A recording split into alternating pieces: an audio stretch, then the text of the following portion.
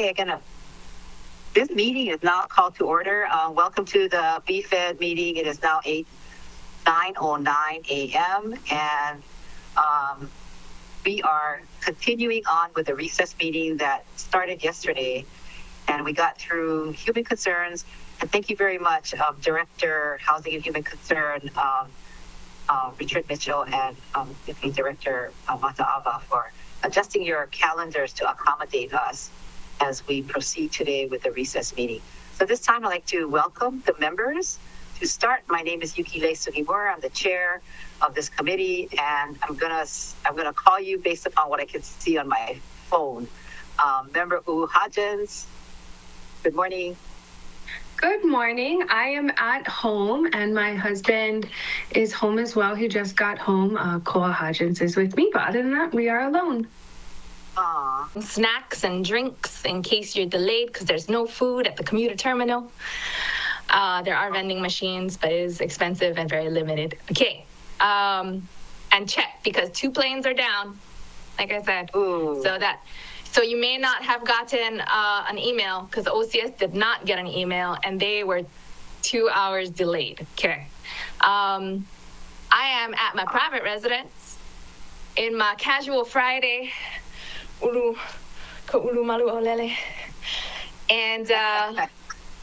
I'm alone, and we're not taking testimony, so I'm here alone. Yep. Member Paulton.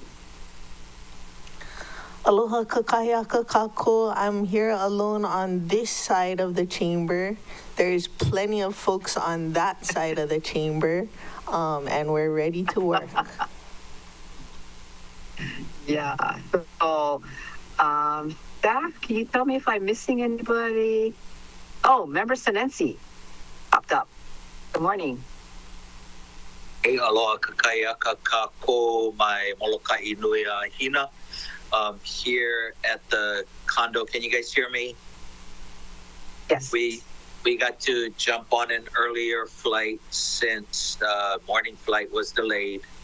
So luckily I'm able to jump on this morning's meeting. Very good. Well, enjoy Molokai after this meeting. Am I missing anybody, staff? Yeah, Chair, Gabe is here. Oh, okay. Member Johnson, good morning. Gabe's talking about himself in the third person. I am alone I'm alone in my workspace, and Gabe's ready to work. Thank you, Chair. All right, that's the English major speaking. All right, Member Kama will be joining us. Chair Lee is excused, and I think we're ready to go. So, that they will continue on, even without a clubhouse, but they're very happy, to return to their clubhouse. The Lahaina Honolulu Senior Citizens Club and MEO Transportation for getting the kids to their activities and the seniors to that maybe shouldn't be driving for all of our safety were indirectly affected by the fire, losing their employment and then losing their home. Not wanting to go into debt with the eviction moratorium. Affordable housing, permanent affordable housing, park improvements, continued funding and support for all kupuna and keiki programs, Lahaina Resiliency Hub, Lahaina Community Centers, shelters and bus stops, and environmental and cultural. Thank you very much, staff. I can't see any scripts. I'm going to guess that there's the legislative analyst, James Kruger, Kirsten Zabel, Jared Pasquale, and Clarissa McDonald. Pauline, I'm going to guess you're sitting in your secretarial seat on the side there. You probably have Christina Toshikio as our corp counsel person. I don't think I saw that other Wiggleworth's name on the sheet there. And who am I forgetting? Okay, so Thank you, everybody. We're going to continue on with questions that you may have for the department. As you know, we all have a huge concern for housing. Thank you very much for answering the questions that were received. And staff, I wonder if you can tell everybody on Granicus what numbers they can reference if they want to look further into the responses that were received. Kristen or James? Yes, Chair. So the first letter to housing, HO1, that's number 18 in Granicus. The second one, HO2, we don't have a response yet, but if you want to see the letter we sent, that's number 122 in Granicus. Okay, so members, you got that. I do hope that we were late in sending it, I think, to the department, but in response to the $11 million affordable housing fund that came before my committee, and the department said they were going to submit in writing why those projects were not carried forward. Did we ever get that correspondence? Yes, Chair. That correspondence was received under a different committee item, BFED-20 paren 7, but staff can distribute it under this item too. I wonder, because it's all relative to many of the questions or some of the questions the members may have, because it's $11 million that will be put back into Affordable Housing Fund. Could you distribute that? Could you send members a copy by email as well as printed and distribute it today? Yes, Chair. Okay, thank you very much. Yesterday we heard that the affordable housing, your plan was ready, Director, and so that we would like to share with the committee at the appropriate time also. Director. I'm sorry, Chair. Was that a question of whether the affordable housing plan was, our plan was transmitted to you? Yes. Yes, it was transmitted on the 10th. Okay. So staff, can you also make that available to the members? And I don't think we are going to have time to review it today, but it is valuable information in terms of resource for future information for you. So at this time then, I would like to ask for, I'm going to go by who I see on my phone. So Member Hodges, then Member Cook, then Member Paulton, then Member Johnson, Member Rollins-Fernandez, and I guess Nancy. Please proceed. 3 minutes. Thank you, Chair. Hello, good morning, everyone. While we didn't have testimony today, we did have some yesterday. And one of the concerns is the status of the Ohana Assistance Program. I'm wondering if you could provide us an update on those funds and where they are, and if we could make that a reimbursable program for the people who qualified but didn't receive the funds during the construction period. Thank you, Member Hodgins, for the question. In response to the second part of the question, the answer is yes, that is going to be our intent, because for the individuals who were notified by Lokahi Pacific that their applications were complete and that they were recommended to receive a grant of up to $100,000, for those individuals, we've indicated as we're working through the grant agreement and contract that they should proceed with their construction. And so yes, those individuals can pursue reimbursement for the costs expended. With respect to the first part of your question, if I could just take a quick brief moment to remind the Council of the process we've had to go through to reorient. We then, to reduce the time that would take to go out through another RFP process, pursued a code amendment to allow the department to then issue the grants, and we did that step. And then finally, we began working on the grant agreement itself and the general conditions and special conditions. And it was that process that took, again, some more time. As we were working through that, it became clear to me that I needed to take over that particular program. So it's now squarely in my camp. The staffer who was working on it has a planned retirement at the end of this month, so it is now in my court. Everyone can call me. I have reviewed all the documents. I've completed all the edits of the documents, and I've recently sent them all to Corporation Counsel for review. So as soon as we get some edits back and we can tighten up those documents, we will be ready to move forward. And I'm not implying in any way that Corporation Counsel has been delayed in their response, because they just recently received our RFLS. So that's where we are with that particular program. Okay, and then when do you think the people who qualified are going to receive some of their funding?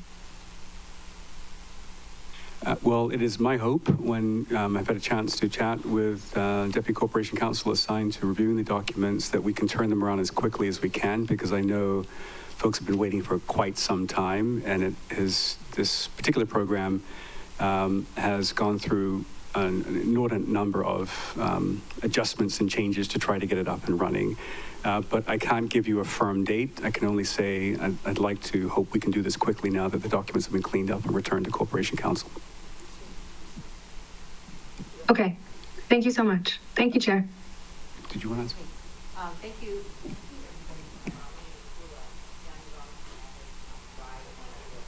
Mike, Chair. And I did have a point of information when staff said 122 has the questions. When you press on that, it says this document has been removed or something. We'll double check on it. Okay, thank you. Okay, thank you. Thank you, members, for allowing me to pull a member Rollins Fernandez by driving or flying or doing something miraculous, for me anyway, to start this meeting. So here I am in the chambers, and I see that Director Mitchell, it looks like you have more to say. Thank you, Chair. I just realized, Member Uhajians, that I do have a little more information to give to you. With individuals who have been calling about the status, the staff has been responding to them, and I have been taking over those calls as well. And I've spoken to Mr. Moreau prior to his testimony yesterday at least 2 times, in addition to staff responding to him. I know he has reached out to the mayor's office. I also know he's reached out to Chair Lee's office, and I've clarified with everyone else he's reached out the frequency of our contacts with Mr. Moreau. I also followed up with him this morning in light of his testimony yesterday. He's currently busy at work, and I will follow up with him again after the hearing today, our meeting today. Thank you. Thank you. Thank you very much. Okay, so at this time, then I'm gonna now go by the members that I see on the screen, so it might be a little bit off. I will ask for Member Cook, then I'll go to Member Rollins Fernandez, Member Johnson, Paulton. I think Chair Lee is not, well, she's excused, and then Member Kama will be joining us, and then Sinensi. Kate, please proceed, Member Cook. Thank you, Chair. And good morning, Director. Thank you for coming back today and being available. My question is regarding, it's for the Ohana program. Some of the people who may want to put units in their on their property, local homeowners who have the space and it's applicable. Is the department and will the department be working with planning, public works, and some of the other departments to have a program and be able to facilitate getting these units approved for construction? Because this is a new program, and I'm just curious how the government is working to assist people and utilizing the program with zoning and permitting. Thank you. Thank you, Member Cook, for the question. I think what you mean by program is the department going to work collaboratively to bird dog these particular projects to ensure they are moved forward?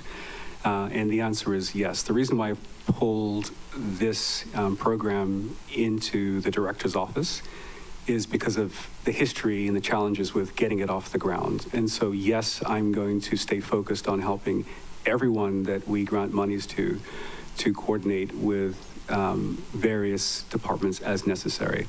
But we don't have a standalone program, if you will, to do that.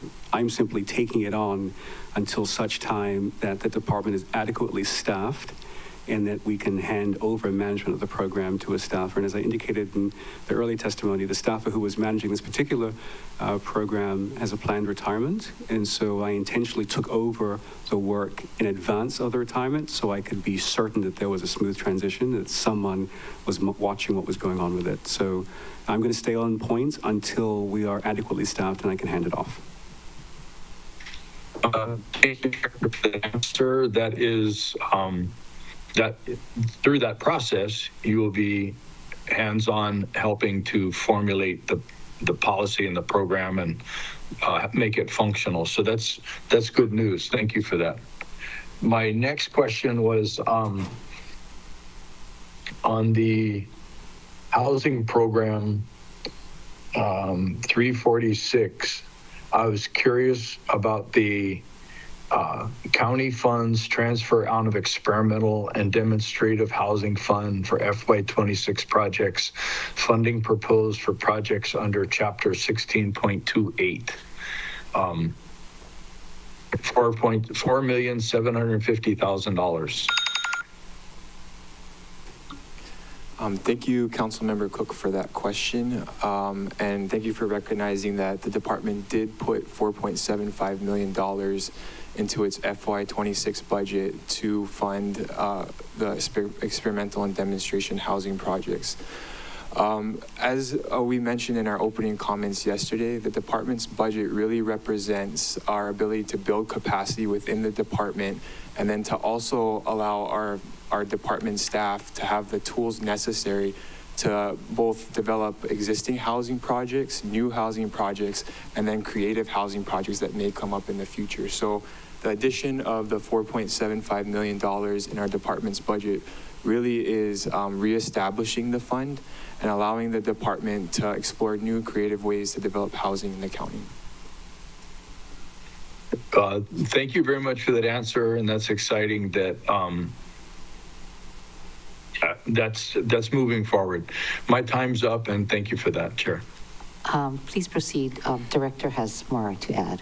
Thank you, Chair Sugimura. And Member Cook, just to supplement that answer, we are aware of several project proponents who approached us at the beginning of fiscal year 25 to discuss ideas around experimental projects.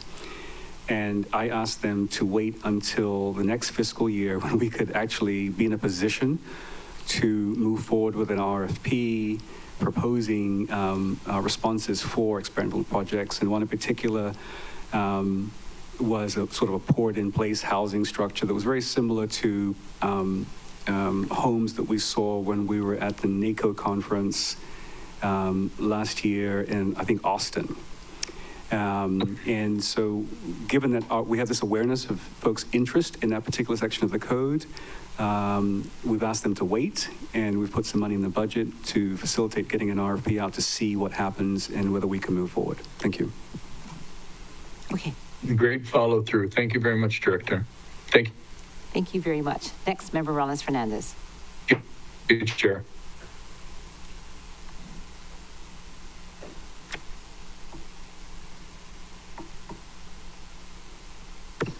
Okay, mahalo, Chair. Just to let you know, sometimes you freeze. On my member Uwa Hodgins is experiencing the same thing. Wasn't sure if maybe it was my computer only. All right. Aloha again, Director Mitchell, Deputy Director Mata'afa, and Budget Director Milner. Mahalo for coming in today to be with us and answer some questions. Okay, so some of the questions I have are regarding the Lanai Affordable Housing Project. And I think Member Johnson's after me, so you can follow up with any of those. So I see 10 million in grant subsidy on page 346. I think it was 7.2 million in affordable housing fund. Let's see, and that's on page 51 of the Appendix A, Part 2. 7.2. Yeah, 7.2. And then I didn't see any in the GET surcharge. And I understand, Member Johnson had mentioned there was a congressional earmark in direct spending for $5 million. Do you know how much the total cost of this project is estimated to be? And I saw Mr. Bigley on, I just saw him sign on. And then from what funding sources and is the funding coming from, and how much from each source? And then if you need me to repeat any of those questions, I'm very happy to. Thank you, Chair Sugimori, and thank you, Councilmember Rollins Fernandez, for the question. Regarding overall costs, I would like to defer to Mr. Bigley, if he is on the call, to explain that piece to the committee. Mr. Bigley? The chamber internet is terrible. Mr. Bigley, are you able to turn on your mic and camera? I see him. Okay, he's there. Yes. Oh, there he is. I can do that. Hi, how are you? Did you hear my questions? And then I don't know if you know our county source funding and all the congressional spending, but maybe. So, okay, I'll let you have at it. I can certainly do that. And what I'll do is I can also send you a one sheet, probably that would be helpful. And then what I can tell you is a couple of things. One is there's two parts. There's the infrastructure component, and there is the vertical component. Okay, so I'll just be very brief. The goal of the project is to get the biggest hurdle, and that is people are unable to build on Lanai, probably not surprising to you, is infrastructure. So once we get through the infrastructure, we'll open the potential for DHHL and our project to be developed. So the funding sources that we're looking to right now is, I'm sorry, I used my time, or can I? It's the 10 million, plus we had the federal funds, which it doesn't look like we're going to get the first round of the federal funds, so we need additional funding there. We have DHHL that's going to participate in the funding. The Affordable Housing Fund is going to participate in the vertical construction. And then we have tax credits. So it's like probably 5 or 6 layers of financing. We're also working with Palama Lanai, which also just finished a project over there. They did their project, and we're going to have our contractors see if they can actually reduce the cost associated with the overall project. So, because they've already been through it. So we're working with everybody, to be honest with you, is what we're doing. But the infrastructure that we're developing out there will open up the potential for all future development to the county parcel. So we're not just doing the infrastructure for the first phase, which is our phase. So. Okay.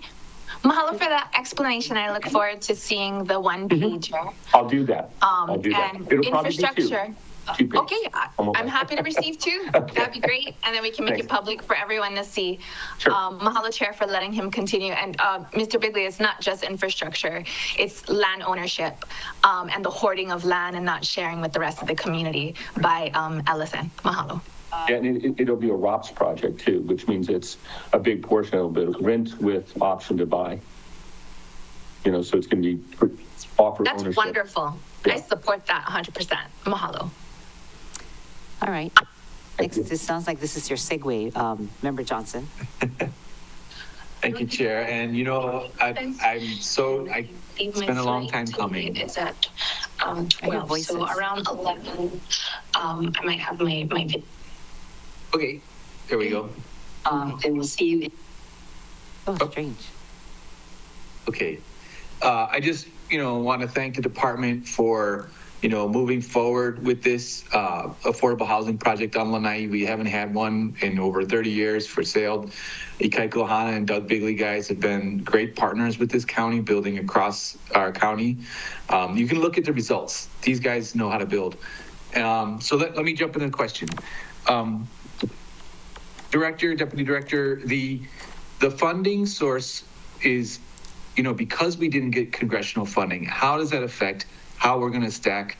And I'm curious of how some of the restrictions on the fundings. Can we widen the scope a little bit to include the infrastructure? Thank you, Chair Sugimura, and thank you, Councilmember Johnson, for the question. As an update, before I jump into answering your question, we are currently working with the Department of Management on how to retool the scope of the Lanai Affordable Housing Project funds that didn't make it for the FFY 2025 budget in Congress, and preparing a new scope for the project in our request for federal fiscal year 2026 funding. So that piece is ongoing with the Department of Management right now. I will say that for the department and the county, when we look at the federal fundings, because there is a lot of uncertainty there, we would be putting in as part of the scope, looking at non-essential components to the project for that, and relying on the county funds to fund the meat of the project, which is infrastructure, which is the vertical construction. So we're still working on the scope for our requests in FFY 26, and we'll keep you updated as we hear more. Thank you for that update. And as you know, I'm pretty passionate about this project. I remember when I first got on, Chair Lee's not here to defend what she said, but she said that this project's not shovel ready. Well, these funds are that shovel, right? We know it's expensive to build on Lanai. We know we're at the end of the supply chain. The boats go back empty, right? So this is so important to us, and I'm really happy that the department and the administration is on board with this, because my community's been asking, and once we start building, they're going to be so happy. And the fact that it's rent to own model is exactly what when we went door to door, that's exactly what my community want. We interviewed over 400 households on the island of Lanai. I really would like the administration to look at the GE funds, and I'm curious if you guys would support going up to 15 million, because I would support going up to 15 million for that project. Director or Deputy Director?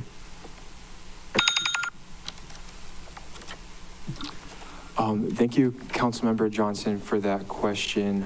As you know, the department doesn't have control over GE funds in our department, so it would be a conversation that we would need to have with the managing department and also the mayor's office to determine if that request could be made.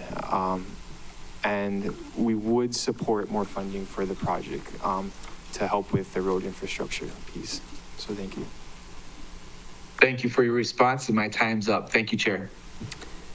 Thank you very much. Oh, member, I'm sorry, Director Mitchell has more to add. Thank you, Chair Sugimura, and thank you, Deputy Director Mataafa, for the last sentence in your statement, which is, yes, the department, and I wanted to reinforce that point, the department is supportive, would like to see this project move forward. We're not in control of the G&T fund, so whatever is decided, know that we are supportive of seeing this project get finally built. Thank you. Thank you very much. Thank you so much. Thank you. Next we have Member Paulton, followed by when Member Kama comes, or myself next. Thank you, Chair. We heard from Choke people about the rental assistance, and it seems that it's kind of flat at $3 million and already all allocated. And we also heard from folks about the difficulty of not getting the rental assistance for 90 days. And then within the 90 days, they said they have 7 days after getting it to find a place to rent. And then if you don't find a place to rent within 7 days, you go back to the end of the list and you gotta wait another 90 days. And this is from like a former veteran, lost his job in the fire, didn't want to take advantage of the eviction moratorium that was in place because of credit rating. Been living at Olowalu, Camp Olowalu. They only allow 14 days a month. You got 2 beautiful German Shepherds. We heard other people saying that 90-day wait is not manageable. Catholic Charities said they had more capacity but not any more money. And it was also pointed out by folks that, the fire didn't only impact Lahaina, and although there is a lot of Lahaina people falling through the cracks, the DCMP program isn't turning out to be all that it was cracked up to be, and just, people are having fatigue from dealing with all the acronyms. So it's Lahaina people falling through the cracks, as well as other people that were impacted indirectly by the fire. And it seems that, if housing is the administration's biggest goal, but the Affordable Housing Fund is getting less money, rental assistance program is getting similar amount of money, we're leaving a lot of people to fall through the cracks and not get housed, even though housing is the priority. Any response? Thank you, Chair Sugimura and Member Paulton, for the question. I'm not exactly sure what part of the question you'd like us to address first. If we can... Well, you can address anyone you want first, but I guess the 90 days, if somebody applies for rental assistance, why does it need to take 90 days? Or how should they apply for rental assistance so that, they can get it in a timely way? Thank you, Chair Sugimura, and thank you, Councilmember Paulton, for that question. So, before I can get to that point, I just want to reiterate the goals of the rental assistance program is, one, to provide temporary rental assistance for those in need. And the second piece, the big piece of the program, is also to instill program participants with the tools needed to become economically self-sufficient. So I can go through really quickly just the eligibility criteria, which I think I might help the committee kind of understand who's eligible for these for the program, and might be able to help you guys with guiding you with some of these concerns that you're getting. So overall, one moment, members, I hope you allow the department to explain this further, because we all heard this last night and we've been concerned, and especially Member Senensi. I think he's probably going to ask you this question also. So will you allow them to finish this? It's going to take a little bit more time than the 3 minutes. So please proceed. Yeah. Okay. Thank you. Perfect. So some of the eligibility criteria, one of the big ones is it's meant for participants making 80% of the area median income and below. So that's one of the program's eligibility requirements. The program participants also have to demonstrate that they have a need. So providing an eviction notice to the entities that do administer the program is another part of the requirement. And then one other big piece of this is they must also demonstrate that they're living in substandard housing, which is either living on the beach, in the outside, or experiencing crowded living conditions. So those are the general program requirements that are in the rental assistance program guidelines that the entities that we contract with follow as part of their grant agreements from the county. And to kind of address your 90-day question, Councilmember Paulton, there is a section in our guidelines that talks about participants seeking the full amount of rental assistance available to them, which is capped at $24,000 within 3 months, which is 90 days. And if they're going to exercise that option, what's required is they have to demonstrate that after the 90 days is up, there's a plan to scale down the funding after that point, because they're only allowed to have $24,000 for the whole year per participant. So in order to, so I don't know if this is what you guys heard at the committee at your hearing yesterday, but that 90-day piece, there is something in our guidelines that says if you're asking for the whole amount up front for the 3 months, the $24,000, you have to show to the entities that are administering the program that after 90 days is up, that you have a plan moving forward to be economically self-sufficient, because you won't be eligible to receive any funds after that point. I guess, perhaps that worked or somewhat worked before the fire, but with the 80% and below and all of that, it seems we're going to be losing a lot of our professionals, like a teacher and a firefighter, or a police and a, public works secretary or something like that, because the need in Maui post-COVID, post-fire goes well beyond the 80% AMI group. And the availability of housing and the prices of housing post-fire and post-COVID go way beyond 2,400 annually. I mean, that could be blown through in 1 month easily. So is there any programs being supported that fit the post-COVID, post-fire, current Trump era that can help our professionals stay? Because, you know, that's a lot of our essential workers that we need those services from. Like, I mean, our managing director, until he gets his pay raise, doesn't own his own home, and if he left, we'd be up some creek. Thank you, Councilmember Paulton, for that question. And to answer your question, no, there isn't a program that's currently under the Department of Housing that addresses rental assistance for 80% and above.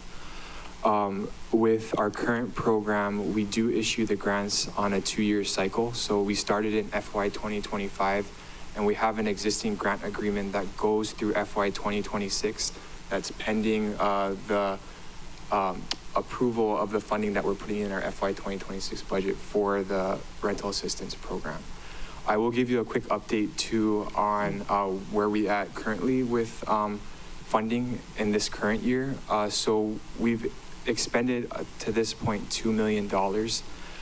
We have some pending actions that we've taken to amend some of the grant agreements to add additional funding to some entities. And what's left over right now for the department is about $150,000 for the remainder of the year. And we haven't received any notification from any of the entities that we contract with that there is a need for more funding at this point. So that is why the $3 million request was continued in our FY 2026 budget. Thank you. I understand what you're saying. It's a bleak outlook for the reality of our people, though, and I'm not equipped to solve that particular problem. Thank you, Chair. Chair, I have a point of information. Yes, please. I've been working with the Maui United Way to craft a program that kind of addresses addresses these problems that the deputy director was just mentioning about helping folks a little bit higher in wages. It'll be one of my priorities, so just giving you guys a heads up. Okay. Please, Director. Thank you, Chair Sugimura, and thank you, Member Paulson and Member Johnson, for both your questions and a reminder of your priorities. And I would be remiss if I didn't say it's really important for the department to communicate that, as you can tell, we're working furiously to get our current programs functioning properly, and we are severely understaffed. So as we talk about a much needed additional program for folks 80% of AMI and up, that we understand that that requires additional staff and the time it takes to onboard them and to develop the program. And as you can see with the Ohana Assistance Program, pilot program, it's been a challenge to get that going. So I just remind folks that if another program is created, it's going to take some time, and there'll need to be some staffing related to that and funding. Thank you. I'd like to put it under a different Department of Human totally. So Department of Human Concerns. Thank you, Chair. Oh, instead of housing. I guess we got to find out what your details are, right? All right. All right. So next, Chair Lee is excused. Member Kama's not here. Member Sinensi.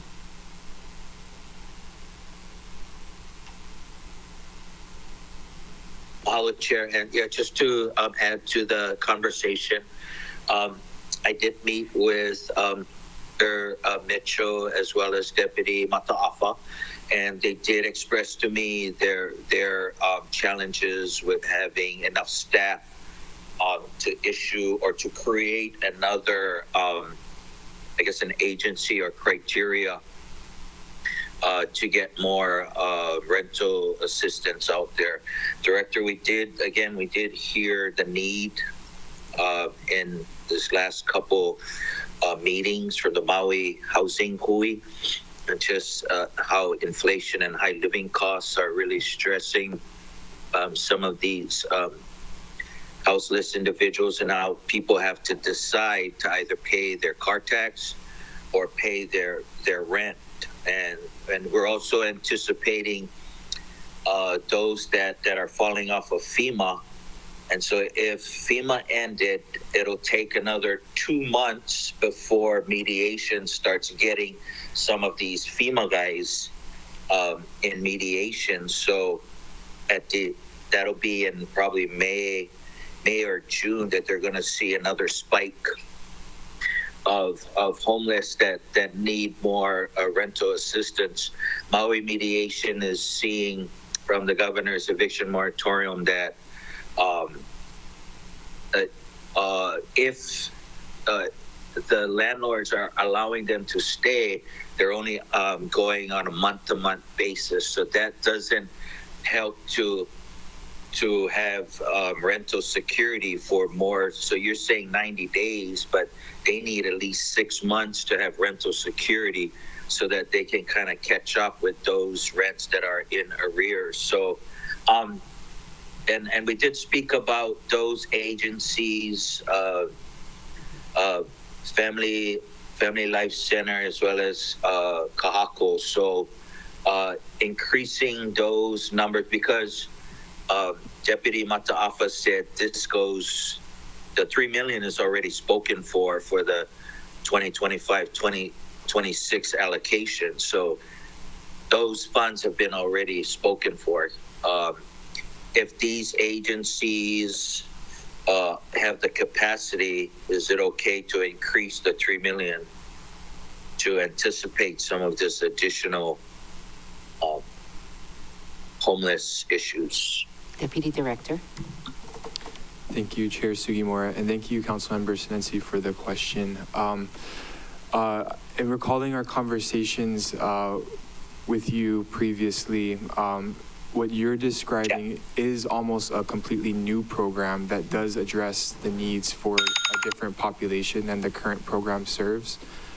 Well, yeah, knowing that what you mentioned, you don't have the capacity, just increasing it for the current programs, Family Life Center, Kalia, Keola, Women Helping Women, and MEO. I believe Director Kabibi is willing to assist with getting these out to more families. Can we do that? Thank you, Councilmember Senensi, for that question. And the department hasn't had the opportunity yet to discuss whether, with the agencies that we contract with, whether they could accept more funding in FY 2026. Yeah, Debbie said she's willing. Director, and we have Director in the audience, Debbie Kabibi, that would help. Thank you, Chair Sugimura, and thank you, Member Senensi. I just want to make sure the department is clear that it isn't simply about putting more money in the existing programs. The existing programs have their existing guidelines through the end of fiscal year 26. We're talking about a new program for a different population, and then we would have to find a grantee to assist with managing that program. So it isn't just about putting money in the existing programs and having those existing grantees. Fine. We'll just go look for another venue to get more monies to these people. Thank you, Chair. Chair, point Member of Bolton. information, Ms. Kabibi just shared that they're working with a private foundation to secure $5 million to support rental assistance for the GAP group. They anticipate securing funds in the next 2 months, which is great news. Thank you very much, Ms. Kabibi, because it's sorely needed. Okay. So will they be working with the department? Well, we have Director Kabibi here. Do you all want to hear from her what you just read from a text? Sure, if she's willing. Yeah, would you come down and share? Maybe we can put some glue to this. And she also shared some stuff regarding yesterday's, but I'll send it to the committee. Okay. So members, if you allow to have Director Kabibi be a resource to add to this conversation. Morning, Thank you. Chair. No objections. Thank you. Good morning, Chair. Good morning, members. So we have been, we were in preliminary meetings a couple of months ago with the private foundation, and I don't want to say who it is right now until it's finalized, but about the rental assistance situation. And we did make it clear that there's a gap group, that are people above that 80% that need help. So we also still have the TANF program, which is the Temporary Assistance for Needy Families, and they have rental assistance money in there as well. So we can help people with short-term rental, but they have to have a dependent child. So we can help people with short-term rental and then long-term rental. So if they came in initially and we gave them assistance for 3 months or less, if they get a longer-term lease later, they can come back and get additional rental assistance, but they have to have a dependent child. And there's some other criteria. And there's a lot of money in there. The state has indicated that they're going to give us another contract for this next fiscal year, and with the option of potentially 3 extensions to that. So they have the money in hand and they are willing to fund that. So that's one pot. I think in the county rental for the current program, we just are in the process of getting another 150,000. So we would be about 1.1 million giving out this year. It's all obligated already. We have a wait list. So if there could be additional funds put into the basic housing, the regular housing program for the 80%, I think there's still a need. And I don't think that, and I'm not speaking for the other agencies, that it's going to be a lot of additional work because the mechanisms are already set up. So it would be a matter of putting more money in that fund that you could use to support more people, following the current guidelines, so they wouldn't have to rewrite the program. Then this private foundation fund is $5 million to address that gap group. Thank you. So fabulous. Member Sinensi. Thank you. Yeah, just how much would the director need for the current program? Or suggest. Director Mitchell or Deputy Director Mataafa. Thank you, Chair Sugimura. Director Mataafa will take this question. Thank you for... Director Habibi. Oh. How much would MEO need? Oh, MEO, sorry. Or suggest? For an entire year, I'd say maybe 1.5 for our agency, and I don't know what the other agencies that are in the group would need. Thank you. Thank you, Director. Okay, are you done, Member Senesi? Okay, so let's continue with that. So you have a completely new program which you will administer, which will not then involve the Department of Housing, right? Those are going to be AMI above the 80%. Yes, ma'am. To help with housing. And then, but your question is, Member Sinensi, how much more would the housing department need to continue or provide services to, 80% and below? And it sounds like the current amount is not enough, the 3 million, or do you think it is? Thank you for the question, Chair Sugimura. And I will say that we currently have 150,000 left over that hasn't been spoken for yet in this current year's fiscal year allocation. Director Kabibi is correct that there is another 100,000 that is coming to her through a grant agreement, but that doesn't affect the leftover balance right now, which is 150,000. Okay. But it sounded like she had a wait list that could go through on top of that 150,000, 100,000, another 250,000 worth, because she said 1.5. Yeah, so this is the first time I'm hearing that piece. To date, I know that there is a pending grant amendment that's happening to give her the initial funding request that she asked for. Actually, the second funding request that she asked for, the additional amount that was stated today, I'll have to work with MEO to see what that additional amount is and whether we can use the existing allocation that we have now to fund that piece. And have you checked with the 3 agencies that you dispersed the rental assistance program to if they have a wait list that hasn't been serviced? Thank you for the question, Councilmember Paulton. We haven't checked on whether there's a wait list or not, but we do have another pending grant amendment for another agency in the amount of $60,000 that also doesn't affect that 150,000 piece. So we haven't followed up with them if there's an additional wait list, but the requests that have come in for additional funding, we were able to grant in this with the $3 million that we currently have. And there's 150,000 left over in the pot that hasn't been spoken for yet. And the 60,000 you mentioned, is it to one of the 3 agencies you're working to? That's correct. Okay. Maybe follow back, because if they need additional because of a wait list, now would be the time we need to know.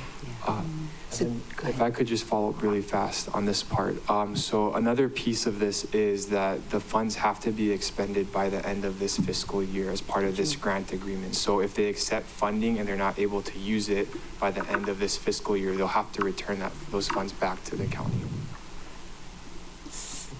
Sounds like it might be something that they need, but whether they can make it happen. maybe what we can do is, you won't need a letter from us, or do you need a letter from us just so we can understand all of this, or you're fine? Are the members fine hearing this information? Or you need oh, member Kama, thank you, welcome. Sorry, we didn't welcome you earlier. Sorry, I thought we started at 10, but nonetheless, I'm here. So it seems to me that the $5 million from the new program that MEO is going to be administering for those that are 80% above AMI. And then there's the other program, the Tanner, that supports those who are 80% and below, that you need to have a child. But in the program that we have on the county is 80% and below AMI, and it doesn't matter if you have children or no children, right? Okay, so it seems to me that the pot of money for 80% and below should be larger than the 80% and above, because to me, we have more people at 80% and below who are behind in their rent as opposed to those who are 80% and above. But I don't know that for sure. But it just seems that the money should be more because they're probably behind in their rent more than 1 month. That's my comment, Chair. Okay. All right, so we started with Member Senensi about this. Are you done with your questions? Sorry, Mr. Senensi. Oh, no. It sort of is, everybody has a contribution. And when Member Johnson has your turn, I hope you will share what you're thinking, because it sounds like you're thinking something totally different. Members, if you would allow, here's Director Kabibi. And I apologize, I just want to clarify, the 1.5 I was speaking to was for the next fiscal year, for July 1st, not for the current year. I think the money that the department has funded us right now, it was a conversation, it was based on our wait list, and that will take care of it. And as they said, we have to spend all the money by June 30th. So it would be hard, I think, to take on more money right now and not sure that I could spend it down. So the 1.5 I was speaking to would be for July 1st, 2025. Thank you. July 1st, 2025. Okay. So members, if you would, anybody else have any questions for Director? I'm so glad you're here. All right. Thank you. Thank you. So if you would allow, because Member Johnson has a whole thing going on as well as Member Senensi, do you want to talk about what you're thinking with Maui United Way? Is that right? Certainly, Chair. If you guys are allowed, we want to focus on the ALIS population, 53% that can't meet the basic needs and save any kind of money. So funds to the Maui United Way to distribute basic needs like food, rental assist, the food cards, rental assistant, medical assistance, the gas cards that folks have been, remember they were getting gas cards, dental utilities, school supplies, but ultimately it would be collaboration with the Maui United Way. And those kinds of things are so important for our folks who are struggling under the ALICE, you know. I think really it would be basically working with partners to distribute it. And remember, after the fires, a lot of this infrastructure is already in place. There already are, you know, Maui United Way has done a lot for the Alice community, so we want to just, you know, give them a pot of money that they could, you know, help distribute that. Okay, so that's your program that you're thinking of. Members, anybody have thoughts on it, or department? Do you have any thoughts on it? Remember, it's going to a different department, but you can ask them, Chair. Oh, it's not going. Oh, you're it's going to go to Human Concerns. Human Concerns, yes. Oh. I think they have a very good working relationship with Maui United Way, as opposed to these guys who just told us they got way too much work on their hands. So I want to try, you know, be like Bruce Lee and be like water, go where the flow will go. Because if we give it to Department of Housing, they're going to tell us just what they told us.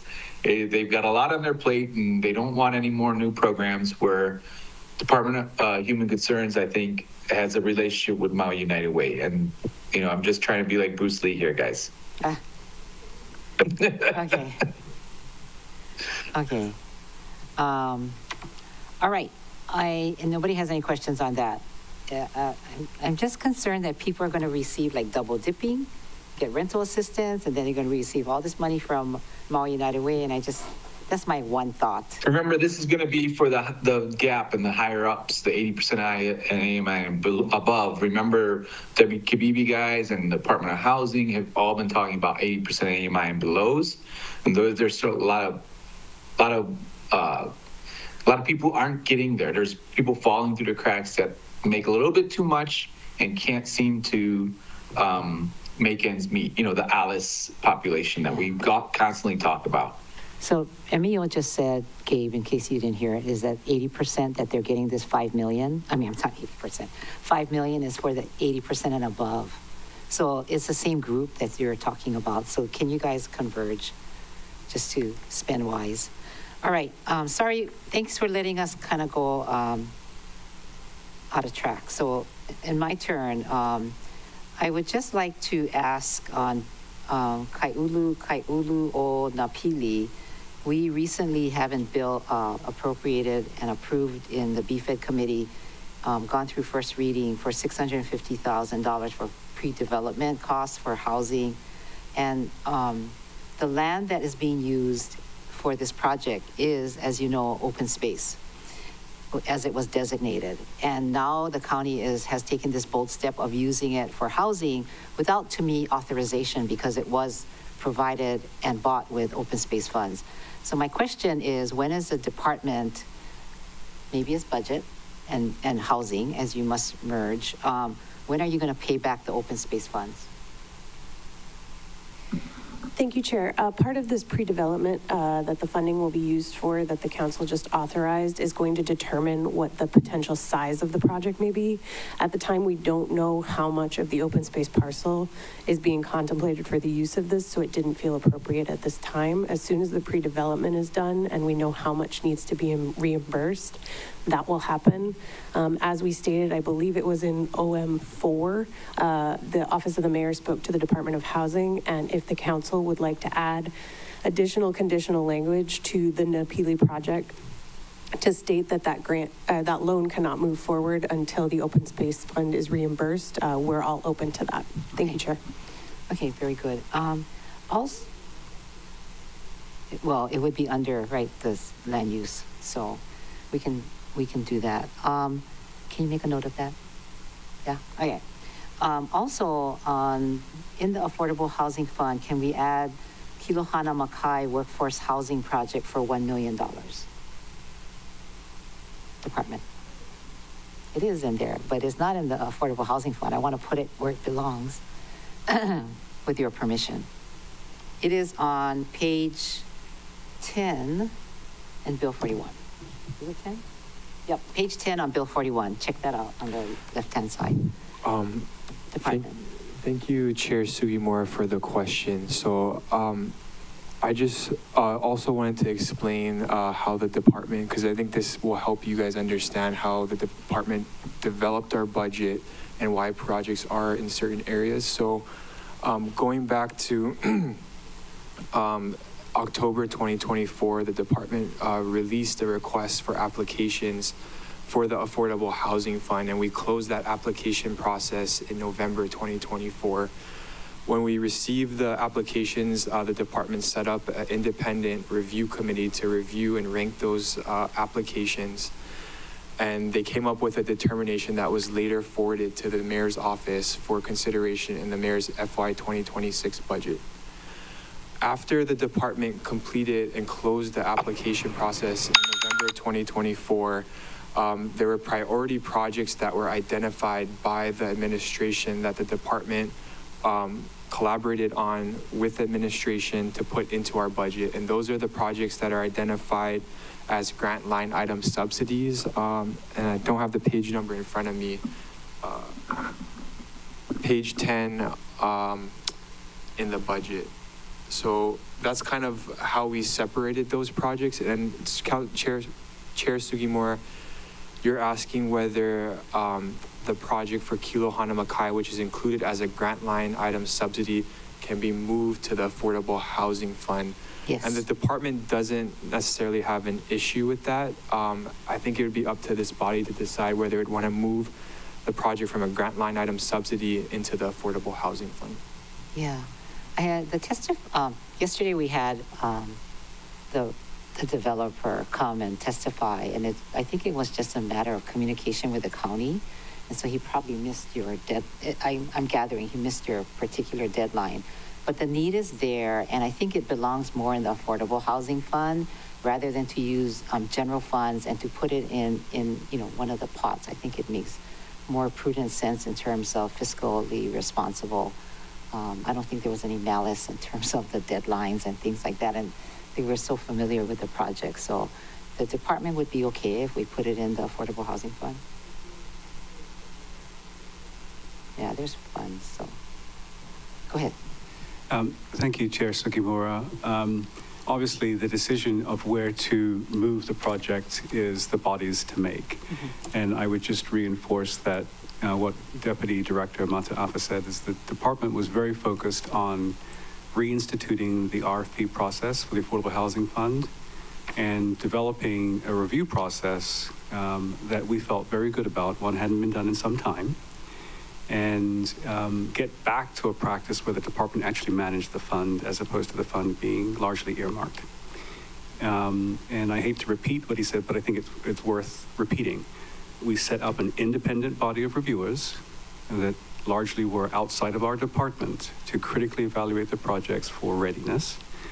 We looked, I think, at 19 different projects. I think we had 19 applications. And then there were some that were ranked that were excluded for a variety of reasons because we didn't deem them ready enough. And they made it into the Affordable Housing Fund portion of our budget. But ultimately, if you wish to move something to the Affordable Housing Fund portion, that's your choice. It was just describing why we went through the process of reinvigorating the RFP for the Affordable Housing Fund. Thank you. Okay. Thank you. Thank you for doing that and, explaining this to us. And I'm just looking at general funds, and I think it fits, to me anyway, better in the Affordable Housing Fund. It's not a brand new, unknown developer or unknown project because they have come through your process before. So anyway, that was my question on that. Do they have any, I don't have my sheet, so do they have any rates and fees or anything of interest? And I'll just take the next member. Member Hodgins, and we'll go to Member Cook, Member Rollins Fernandez, and then Member Johnson. And when we get to 10:30, I'm going to take a break. Member Hodgins. Thank you, Chair. I'm looking forward to seeing your folks' responses to all of our questions. I know Member Cook asked about the experimental and demonstration housing.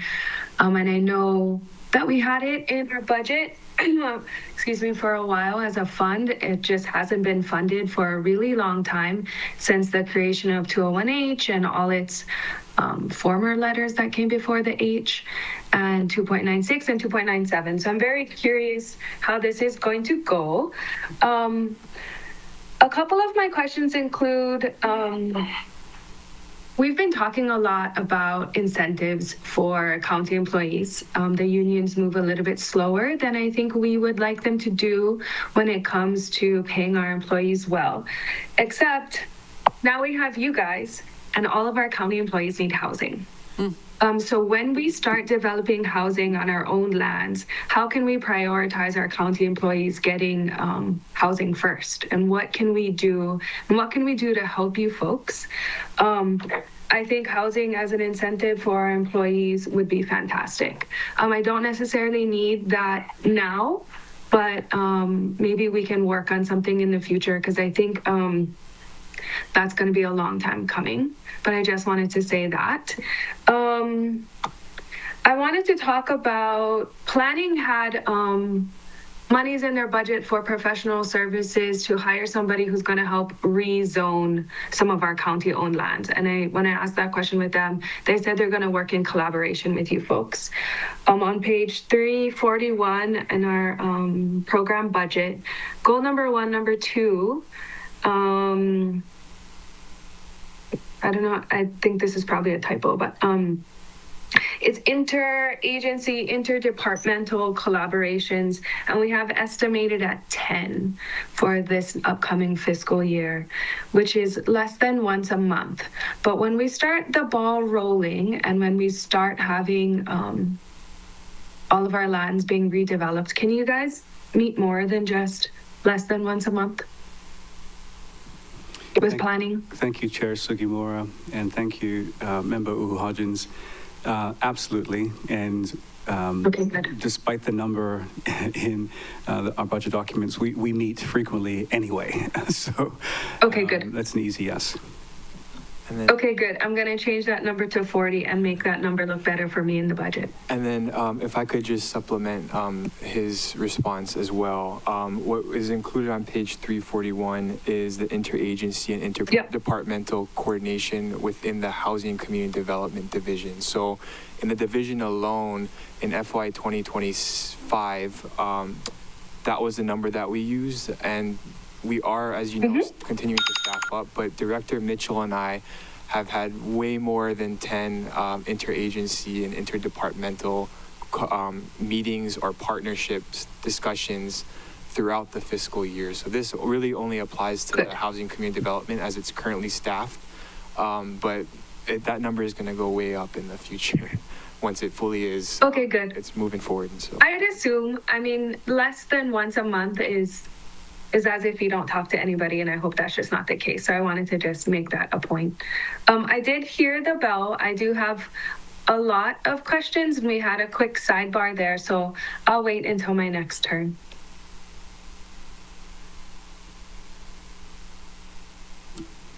Next we have Member Cook had to leave for a little while. Member Rollins-Fernandez.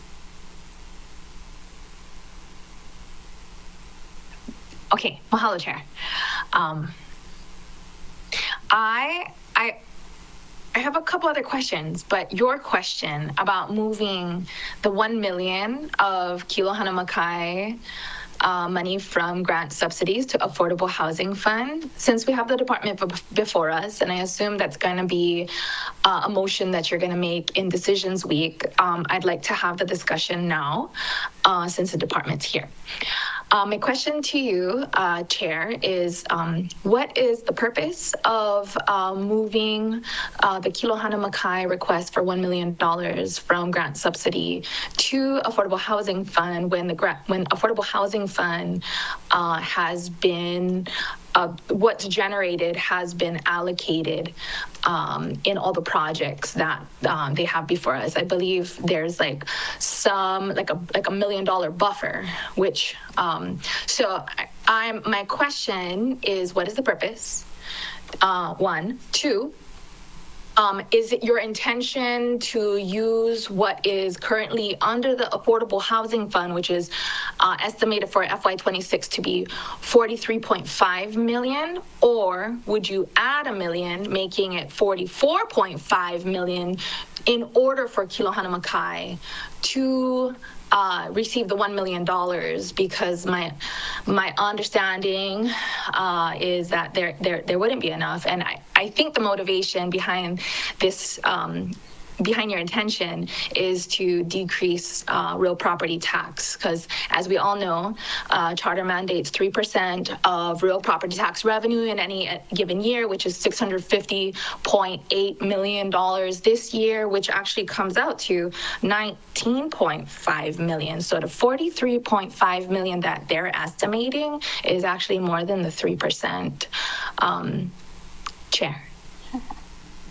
Great explanation. I'm actually looking to exactly what you said.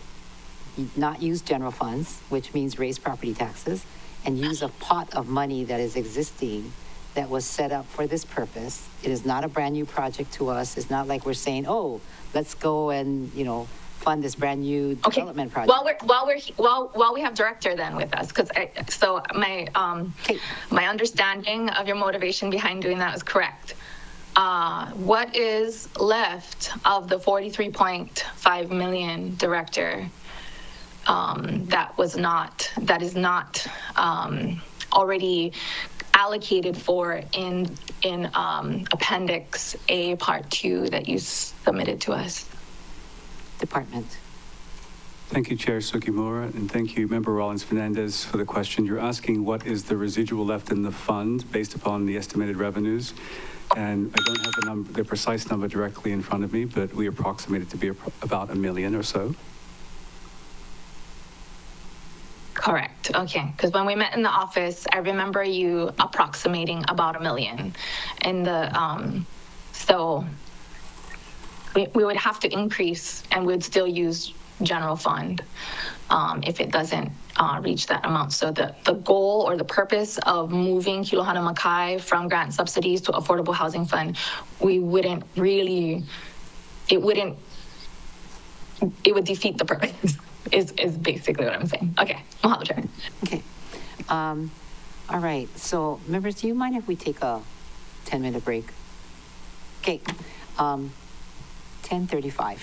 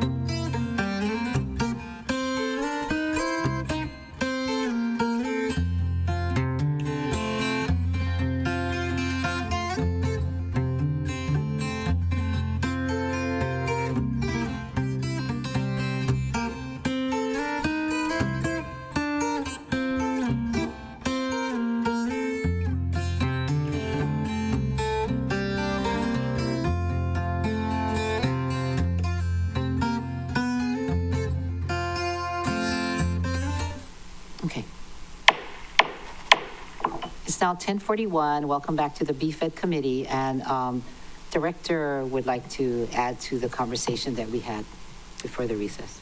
Thank you, Chair Sugimura. And if I could just follow up with Member Rollins Fernandez's line of questioning about the remainder in the Affordable Housing Fund. And thank you to Director Milliner for getting the precise amount for us. It's actually 1.4 million. And as Member Rollins Fernandez indicated, 3% of real estate tax revenues would be 9.5 million. And the mayor allocated 5% for the Affordable Housing Fund. In last year's budget, there was, the mayor allocated 8% and the council amended that to approximately 9.6. But with respect to the 1.4 million, the reason why there's a little overage there is because invariably there are projects that need additional funds as they get towards the end of their project, and then there are last-minute requests. If they're modest enough, we can address those.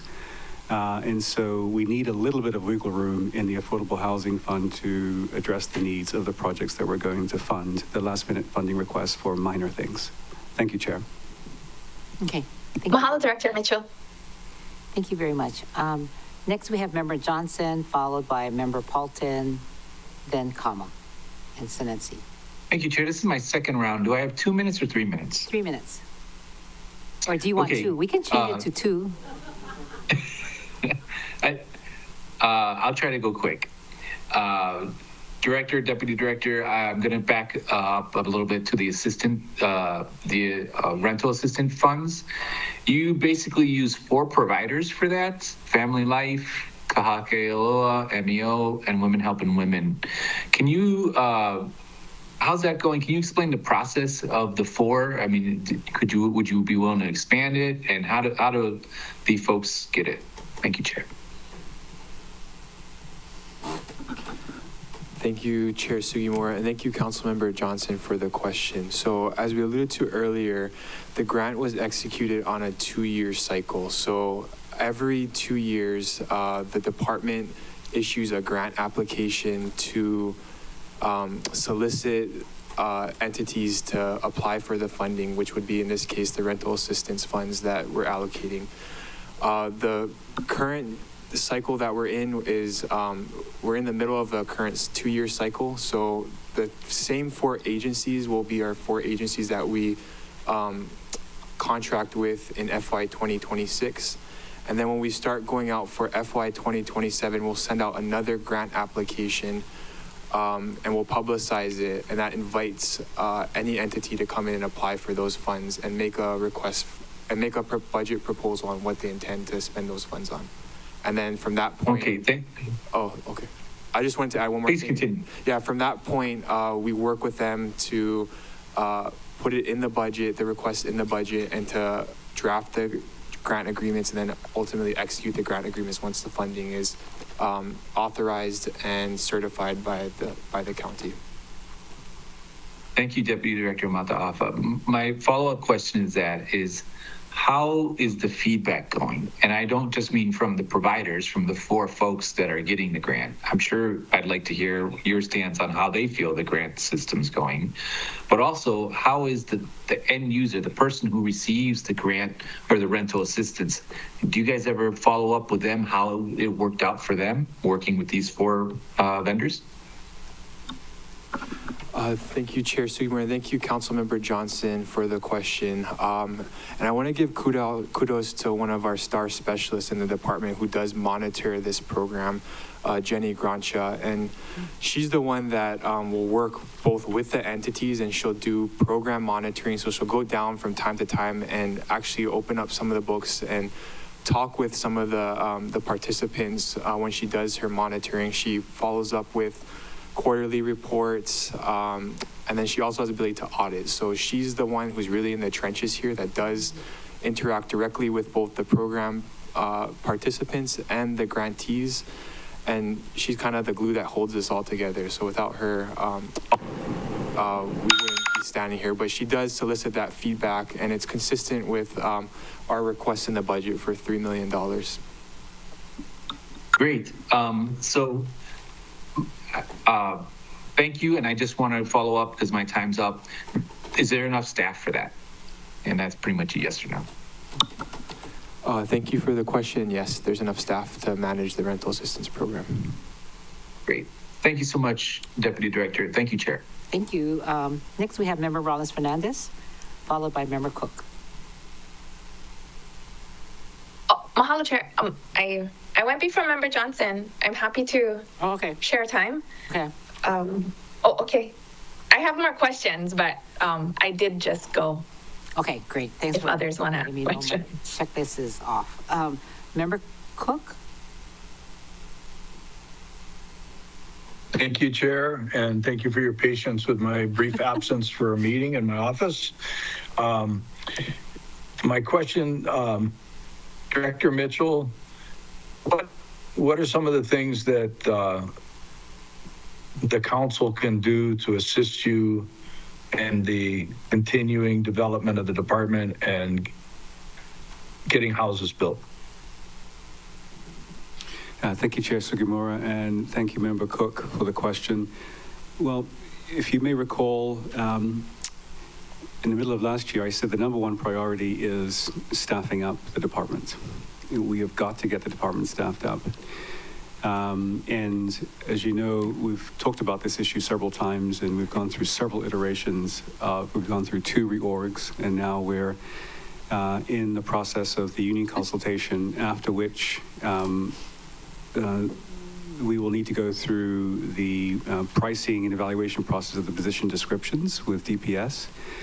And so while I would love to have council's assistance with expediting that process, the council doesn't really have a direct role in that. We just need to labor through that. But once we're through that, we really do need the help of everyone to circulate once we start announcing positions are being posted, that those positions are posted through their networks as well. That would be the largest help because we need to ensure we're getting a lot of applicants so we can achieve the mission the department has, providing housing for the community. And to do that, we need staffing. So once we get to the point where we start announcing the positions, we're going to solicit the help of the members to communicate that publicly. Thank you. Thank you. So the follow-up question, how is the administration engaged and, to your knowledge, to address some of the challenges with Department of Personnel Services? You're one department of many, and everybody's facing the same challenges. Do you see any movement on a higher level to have the Department of Personnel Services procedures modified? Thank you, Chair Sugimura and Member Cook, for the question. I need to defer that question to the administration, and maybe Director Milner, who's just grabbed her mic, is ready to rock and roll. I'll defer to her. Thank you, Chair. Thank you, Councilmember Cook. Yes, this is definitely a priority of the administration. As you all are aware, we have included funding under the Department of Personnel and the Department of Management to try and revamp those policies and procedures. And we're working closely with not only DPS, but also the departments to make sure that everybody's doing what they can to really expedite these processes. Thank you, Chair. Thank you. Okay. Thank you, Chair. Okay, just in time. Next, we have Member Paulton, followed by Member Kama.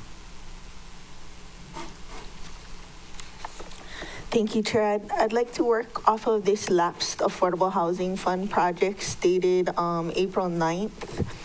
And I wanted to know if this is comprehensive of projects that will not be funded for fiscal year 24 and 25 and 26. Thank you, Chair Sugimura, and thank you, Councilmember Paulton. I'm assuming you're going off of the affordable housing plan that was transmitted to the committee yesterday, April 10th? No, the lapsed affordable housing fund project sorry, my paper. mistake. Sorry, could you repeat the question? If this is comprehensive of projects that will not receive funding regarding fiscal year 24, 25, and 26? Thank you for that question. And the letter that you have before you is only identifying the projects that weren't funded in FY 2024. Okay, do you have a list of FY25 projects? As we're currently in the middle of the fiscal year, what's also required in code, just for everybody's information, is also an annual affordable housing report in addition to the affordable housing plan. So we would like to be able to give you that report at the end of the fiscal year once the fiscal year is over, to identify where we are with all the affordable housing projects that were identified in FY25, to give you a clearer, more transparent picture of where we're at with the department. Okay, I guess I'm concerned with the Pulelehua 15 and 18 million. I know that the 15 million has been sitting on Corp Council since the end of December or early January, just waiting for review. On Monday night, I spoke directly with First Deputy Kahahane about, permanent affordable housing opportunities in Lahaina, new permanent affordable housing opportunities in Lahaina, which as of right now, there are none. And, it's desperately needed. We lost 4,000 parcels. And what she said, I don't know if you've spoken, is that they don't have any definition of what affordable housing they would exempt or have declaratory ruling. And to me, if it's fully entitled in the community plan, has a district boundary amendment, has a change in zoning, could provide 240, 100% affordable housing, I don't know why we're sitting on our hands in light of a disaster where, 10,000 people were displaced, and we're not set to create new government-assisted affordable housing for the next 5 years. That's like genocide to Lahaina, So can you please provide an update about that process and what you and the administration has done, maybe in writing, to provide new permanent affordable housing for West Maui? I mean, even the Napili Bigly project, which I support, is not currently entitled, is not in the correct zoning, is not in the correct DBA, is not in the community plan.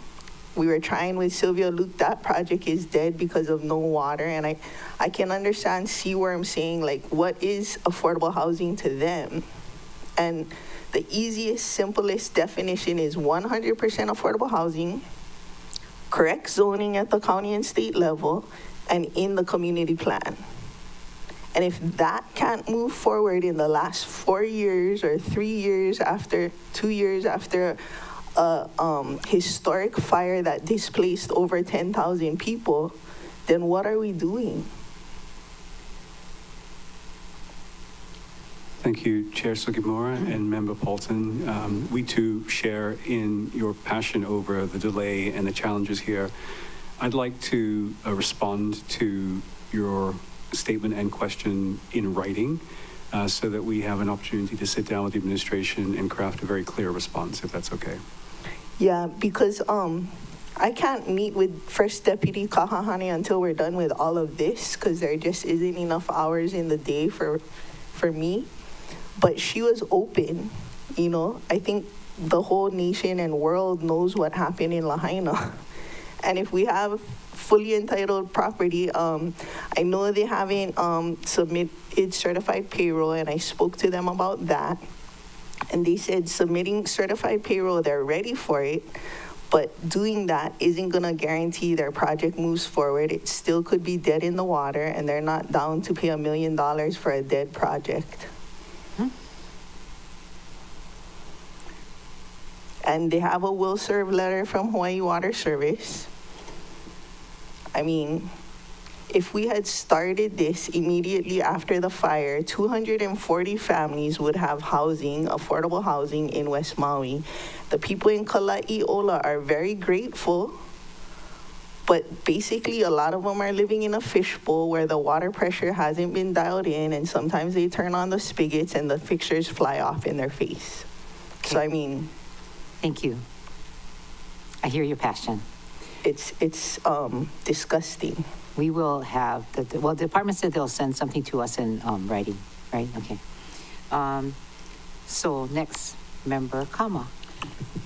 Thank you, Chair, and thank you, Department, for being here. So I fully understand your wanting to get your department, standing up and, solid foundation so you can begin to do the job that you know you need to do. But in the meantime, what's the plan to recruit? What is the plan to recruit? Just going through DPS and that's it? And, when when RP comes out, you're going to tell us and share it so we can share it? I mean, what other measures? I mean, MIMO was here the other day and they're able to work really hard with DPS to get the positions needed and the job descriptions described and all of that stuff. So I was just thinking, God, maybe people should be talking to MIMO and say, hey, how are you doing this? What are you guys doing? Thank you, Chair Sugimura, and thank you, Member Kama, for the question. So in addition to bird dogging is a phrase of the day for me, I guess, bird dogging the process with DPS, at the department's, I think, last leadership meeting, or the second to last leadership meeting, we've decided to look into two other opportunities to move this process along. One is the governor's proclamation, emergency proclamation relating to affordable housing, which suspends civil service rules and certain rules regarding collective bargaining to expedite hiring related to affordable housing. We have a pending request for legal services into Corporation Council to assist us in developing a process consistent with the emergency proclamation. We also recently learned that there is another program called Recruitment and Retention, or R2, where the county has an MOU with the state to work with the Workforce Development Division to identify, and I use this loosely, quote, interns who would join the department and develop the requisite skills and time of experience to meet the minimum quals. And our administrative assistant is looking into that too. So we're not just sitting on our hands trying to go through the regular DPS process. Several weeks ago, I said we've reached the point where we need to find an alternate to expedite this process. It's just taking too long. So we're looking at other opportunities. Thank you. Oh, Thank you. Thank you. So in the summary of grant award, there's a grant titled Ohana Zone, Kahului Affordable Housing for Homeless Families, in the amount of $2 million, which appears to be a continuation of a grant from this current fiscal year. Where's the Ohana Zone? And is it established, or is there a site selection process to be conducted? And if there's a site selection process to be conducted, would that process include public input?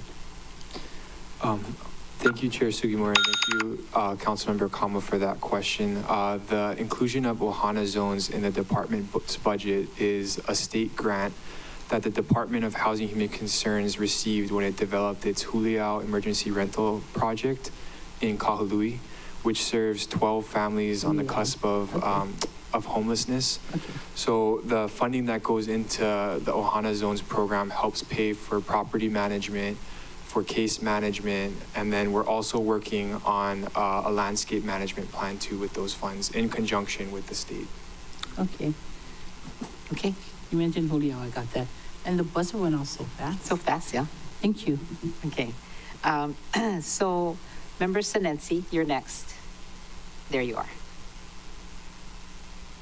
Thank you, Chair. And we did send in more questions for the department, but we can wait for their written response.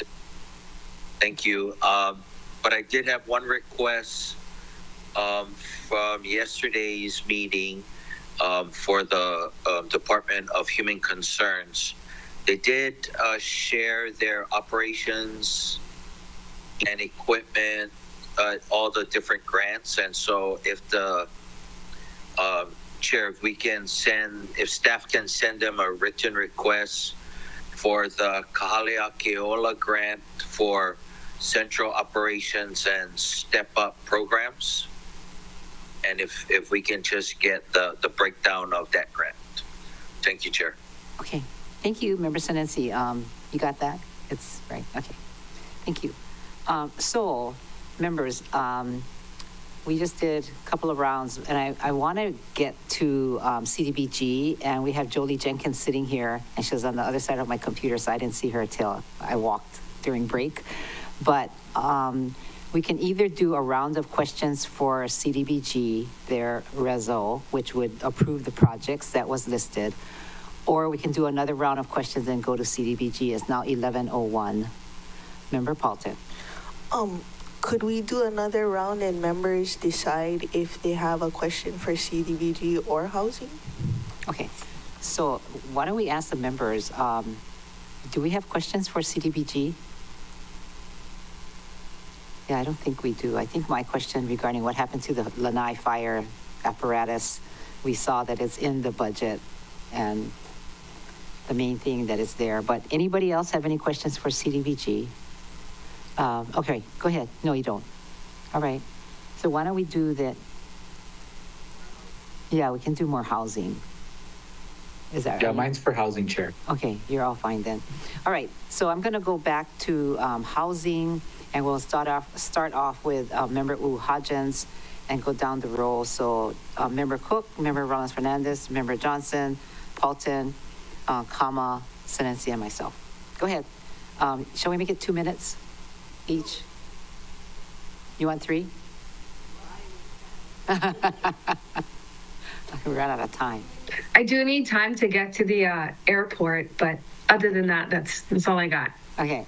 3 minutes. I have a question on page 340 of the program budget, which is, again, kind of going off what I was speaking about the last time about affordable housing opportunities on county-owned land.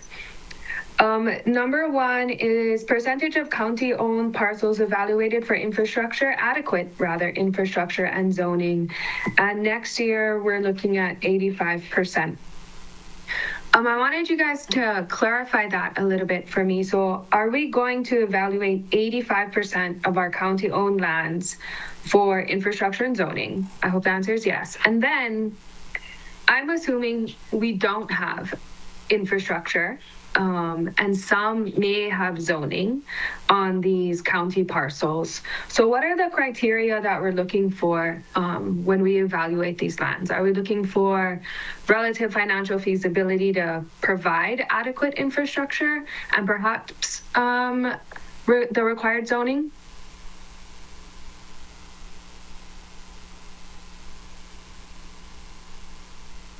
Thank you, Member Sugimura, and thank you, Member Hodgins, for the question. If I could just back up a second before directly answering the question, and if I could request that the box that's over your image be clicked so I can actually see your face, that would be great. Oh, not for me, but for them. Thank you. Bye. So the backup portion of my response is that, one, we have several lists of county property. One that was generated by former housing section staffer Munsell.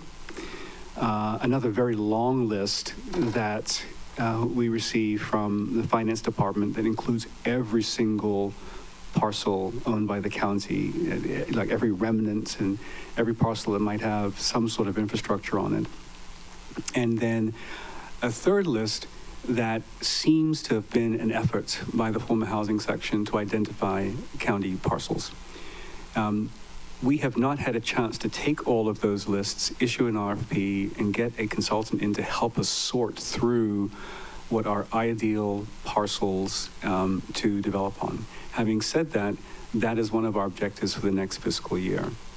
With respect to our criteria, it's one of the things I've insisted when we issue that RFP is that generally we want to look for infill properties where we're not challenged with trying to find making sure they have the infrastructure needed. Then we're going to need property that doesn't raise any environmental issues or raise any cultural issues, particularly if it's sandy lots.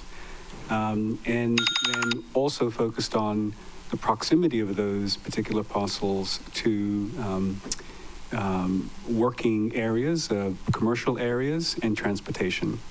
So we already have a working list in our mind of what would make an ideal parcel for the county to develop on county land. And we just haven't gotten to the point yet where we've issued an RFP to get the consultant services to go through all these lists that we've inherited and figure out what makes sense.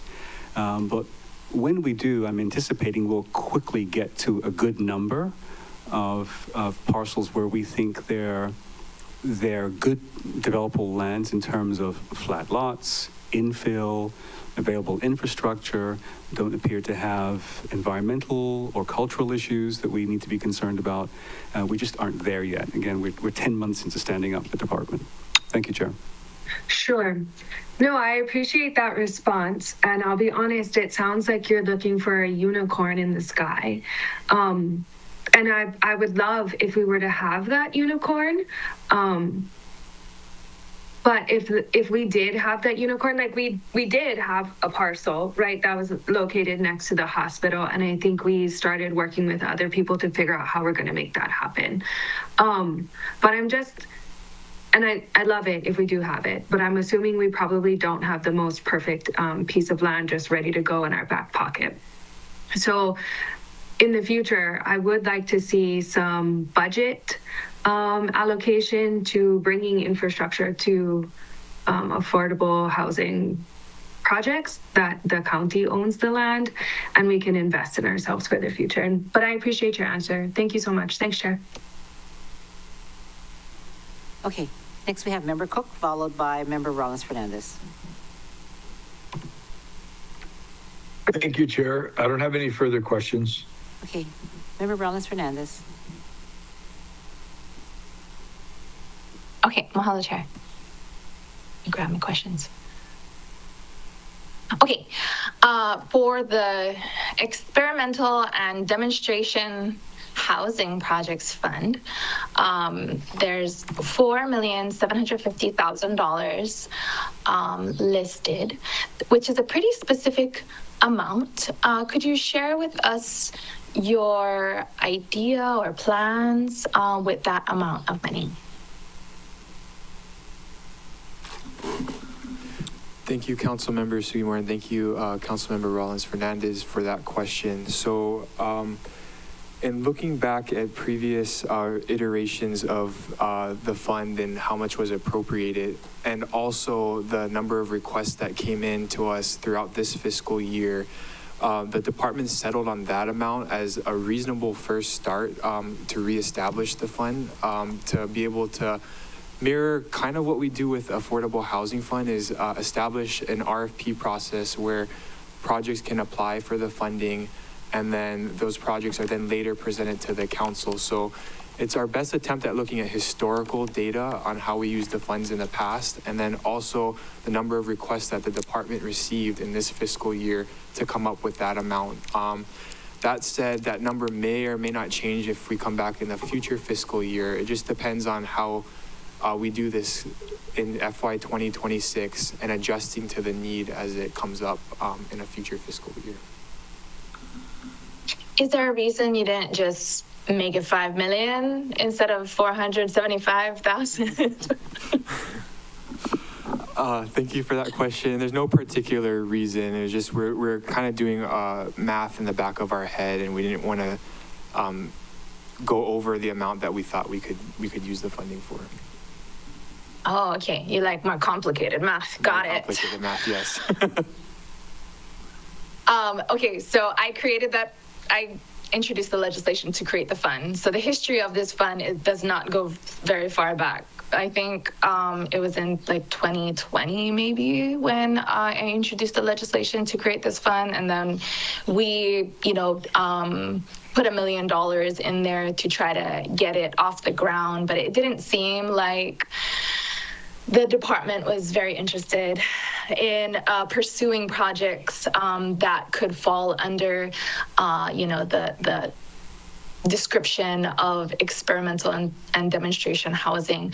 My understanding is the experimental and demonstration housing was in state statute created like in the 80s, and that a housing project in Kuala Lumpur and Molokai was built under that statute. But since that time, some of those some of what was described as experimental or demonstration either became unlawful or, recognized as lawful. And so it was no longer considered experimental and demonstration. Anyway, I look forward to seeing what you folks want to do. I know the $1 million, there was like one person that bid on it.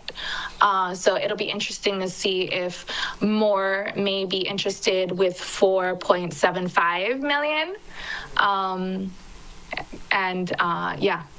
Look forward to hearing your report on that. Mahalo, Director and Deputy Director. Mahalo, Chair. Very good. Member Johnson, then Member Paulton. Thank you, Chair. Okay, so one of the very important parts of this puzzle that we have not discussed yet is RPT. So does the department have a stance on our RPT rates as related to incentivizing local home occupancy and disincentivizing non-owner ownership or non-local ownership that does not contribute to the housing stock for our residents?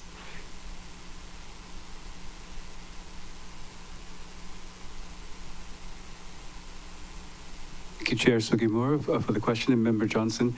Samalo and I, Deputy Director Mataafa and I would just whisper to each other that we don't think we have a response, but I wanted to hear the question again just to make sure that we're not missing something. Okay, well, RPT is a tool in the toolbox, and I'm curious how the department has a stance on the rates of RPT. We have different categories, we have different tiers. Do you think there's a way or a pathway for you guys to have a stance on how we do our taxes that pumps out housing for our people? Thank you for the clarification, Member Johnson, and I do. So you may recall in previous HLU meetings in particular, I've kind of veered a little bit into articulating what I view as more policy and less the administration that I should be doing when I say things like the council could be looking at tiering taxation rates a little higher, concurrent with increasing the exemption for the homeowner occupancy rates, because our tax rates, in relatively speaking, are inconsistent with other markets, particularly markets that are tourism heavy. And I've referred to taxation policy as a way of controlling the commodification of our housing market. And there are several ways to control that commodification.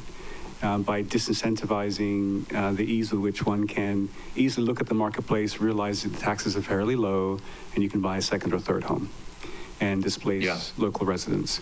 But ultimately, that's a policy choice for the body to make, and it's a tough one because it's dealing with taxes. I understand that.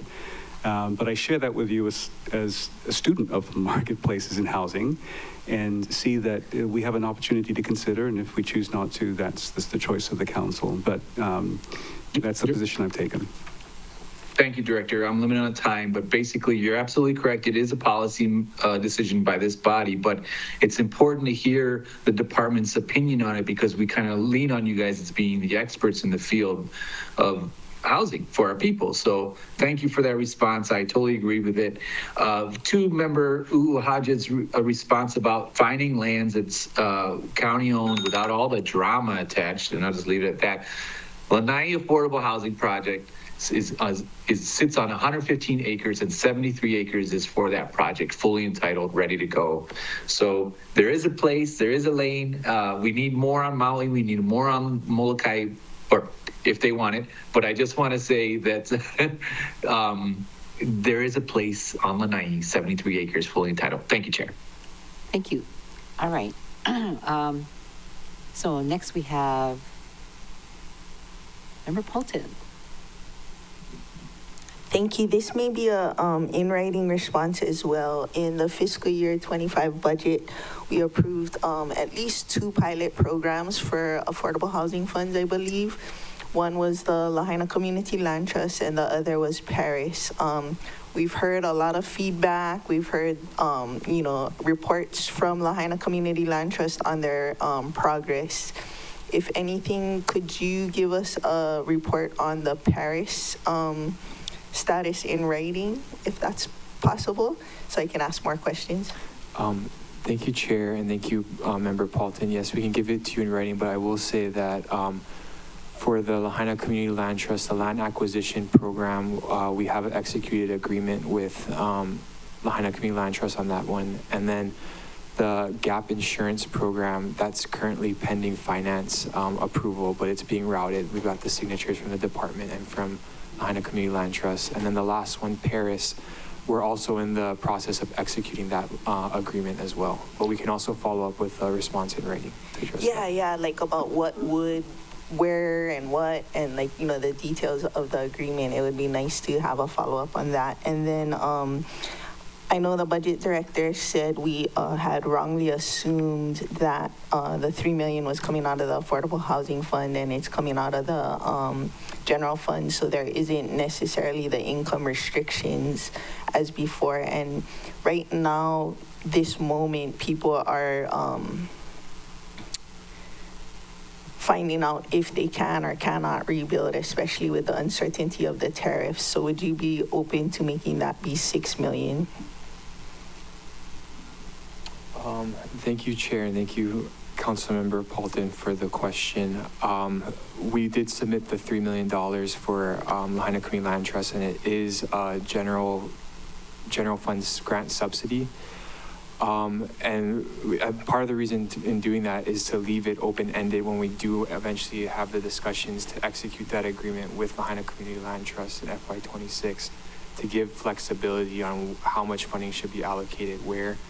The department is open to receiving more funding for the program. Yeah, because we're not building any new permanent housing, and this money isn't to acquire land for the community. It's really to keep people in their houses. So it's not, it's about building houses, but it's about keeping our community more so. And as time goes on, as the tariff questions arise, people it's kind of too about giving people hope that they will be able to rebuild. And a little bit with those upper AMIs, we can really help more people because a lot of times the need isn't as great. Okay. Are you looking for an answer? That's a statement. They said they would give it in writing. Okay, you got that. Yeah. All right. Next, Member Kama. Thank you, Chair. So I'm on page 338 on your key activity goals and measures in the program budget.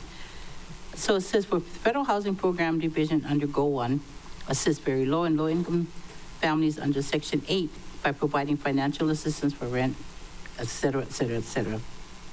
There is Objective 1, which has success measurement of the percentage of vouchers utilized. Does this department have any indication that the total number of vouchers allocated to Maui County could be reduced under the existing federal administration's approach to federal funding? Thank you, Councilmember Kama, for that question. And so we will know what the congressional budget is sometime in May, but we haven't had any indication to this point that that number would be decreased from the federal government. You didn't get anything, but do you anticipate? We don't currently anticipate that, no. Our numbers will be reduced because the way that the formula works, so the way that our Section 8 allocation works is it's based on a formula allocation that takes into account our population size. And so year after year, it may increase or decrease a little bit, but historically it's hovered around 1,500, a little over 1,500 vouchers that the county receives from HUD for Section 8. Another question if I have time. Yes. And then, sorry, I did want to follow up one really quickly because Director Mitchell just reminded me that we do have a really high utilization rate. Yeah. So out of the 1,533 vouchers that we get, we're currently utilizing 1,531 of those vouchers. So it's very, very close to the number that we get. Yeah. So does that mean that you have 2 vouchers that can be used? Is that what that means? That's Yes, there's 2 vouchers that we can utilize, and our staff is exceptional in Section 8, and they're constantly turning around those vouchers to make sure that we are fully utilizing them to the best of our ability, because on the other side of that, if we don't fully utilize them out, they get taken away from us and given to another county. So our staff is constantly chugging it along. And I want So to how do we know if we can use those 2 vouchers or not? We can. No, how do we know, how do families know that they can apply? Because there's this long list, right? Yeah, so there is a wait list. So our Section 8 staff has a long wait list that exceeds the 1,533 vouchers that we give out. So they'll go, if there's 2 vouchers available, they'll go to the next participants that are waiting on the wait list and offer the voucher to them. So how old is your wait list? I'd have to get back to you on that. I'm not too sure off the top of my head. Okay, But and how many people are on that wait list? Because I feel like my kid, my 37-year-old kid with Down syndrome has been on that list for at least as long as I've been on the DHHL list. And God help us with all these lists. I heard the bell, Chair. Okay. Thank you. Thank you. Member Sinensi? Hey, mahalo, Chair, and mahalo, Director and Deputy. I know in some previous conversations, Director, you've mentioned the department's mission to increase affordable housing in each district. And so we have sent our DHHL project for East Maui to Ms. Eaton in your office. So hopefully we can continue to work with her. We also sent, we still have a housing crisis, particularly for our police, firemen, and nurses, medical staff, emergency staff that work in East Maui. And so we did send you so whatever housing options that are available in East Maui, and we're hoping that maybe we'll advocate for more housing in East Maui. Director. Thank you, Chair Sugimura, and thank you, Member Sinensi. Just to clarify, you indicated you've sent something to us. Yeah. Has it been recently transmitted, or has that been some time ago? I don't think either the Deputy Director or I have seen that. Maybe 2 weeks ago, but I'll have Dawn resend it to you. Okay, thank you. Thank you. That's all, Chair. Okay, very good. All right, so anybody have any more questions? Member Paulton, 2 minutes. Thank you. I'm on H01. There's no page, but this is What question is it? 2B. I was wondering, what is the basis for HGA consultation to conclude in April 2025? You know, I was involved with Ocean Safety Reorg, and then dragged on for like 3 years. So what is the basis on that April 2025? Thank you, Councilmember Sugimura, and thank you, Councilmember Paulton, for the question. As we were speaking here today, we did get a letter from our administrative assistant that the union consultation process is over.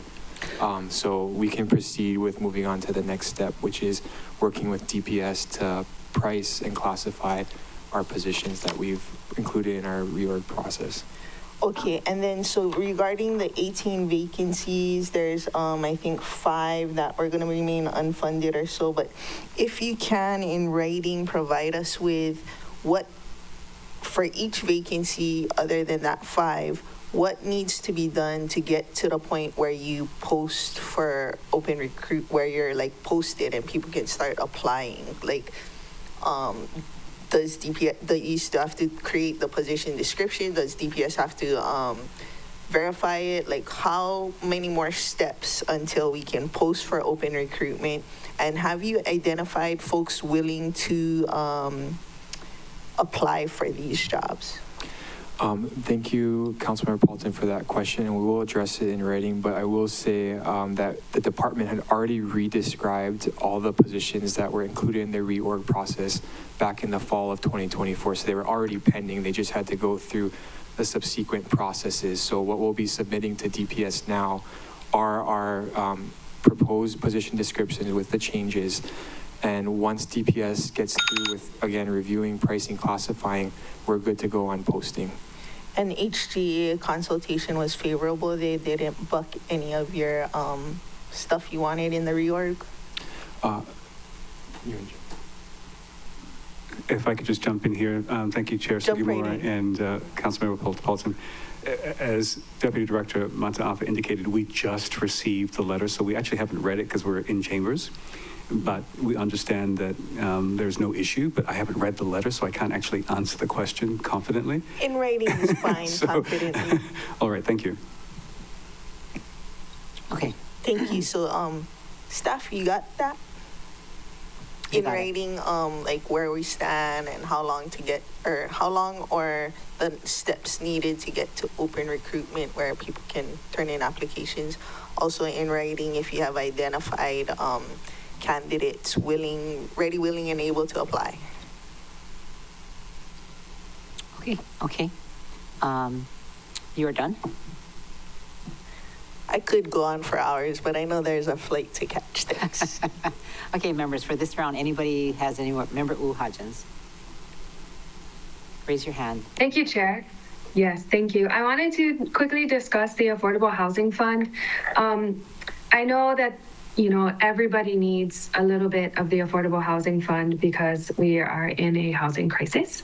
But I just wanted to make a quick plug for the Lipoa Apartments, which is 175 multifamily rental project for the 180 to 120 AMI. They are shovel ready and we need housing. So I just wanted to throw that out there. If there's any leftover funds, if we do have any lapse funding, they are ready to go. Infrastructure in the ground, super shovel ready. And we need housing, like not even ASAP, but yesterday and last year. So we can continue to work on this if at all possible. And we can, I don't need my answer in writing, but we can continue to talk stories as this budget process moves on. Could I get a point of clarification on what she said? I heard 180 to 120. Did you mean 80 to 120? Yes, sorry if I said one. Yes, 80 to 120. Okay, I was confused. No, I'm not. No, thank you for making me clarify that if I misspoke. I appreciate it. Okay, anybody else have any more questions for housing? And I also, wanted to clarify. I'm assuming it's in South Maui because it's called Lipoa. Okay. Yes. Okay, sorry, thanks. No, thanks. Okay. Director Mitchell has his hand up and Member Kama. Thank you, Chair Sugimura. And if I could just follow up with Member Hodgins' statement. I was just reminded by Deputy Director Mataafa that the Lipoa Investments LLC developer for the Lipoa project was asking for, in their application, $25 million in grant funds. It was an enormous amount that we really had to take a pause on because it would have meant funding a project almost to the exclusion of a lot of other projects. So that, among some other reasons, was why we didn't move forward there. I hear you. They're willing to do some phased projects, knowing that not everything can be constructed immediately, and do some sort of phased construction and phased funding. But I hear you, $25 million is a lot. Thank you, Member Hodgins, and we'll certainly follow up with them if that's their intent. Okay. It should have been communicated better in their application, but they appear to be asking for an enormous amount of money. Thank you. Okay. Housing is expensive. Thank you. Anybody else have any more questions for housing? I just have Member one. Kama, go ahead. I think it's just one. So getting back to the Section 8 vouchers, how do you find out if your name is on that list and where you are in terms of if you're the high 1,000 or the lower 2,000s? How do you find that out? And then and if you're not on the list, can you apply? Or do you have to wait for an open enrollment?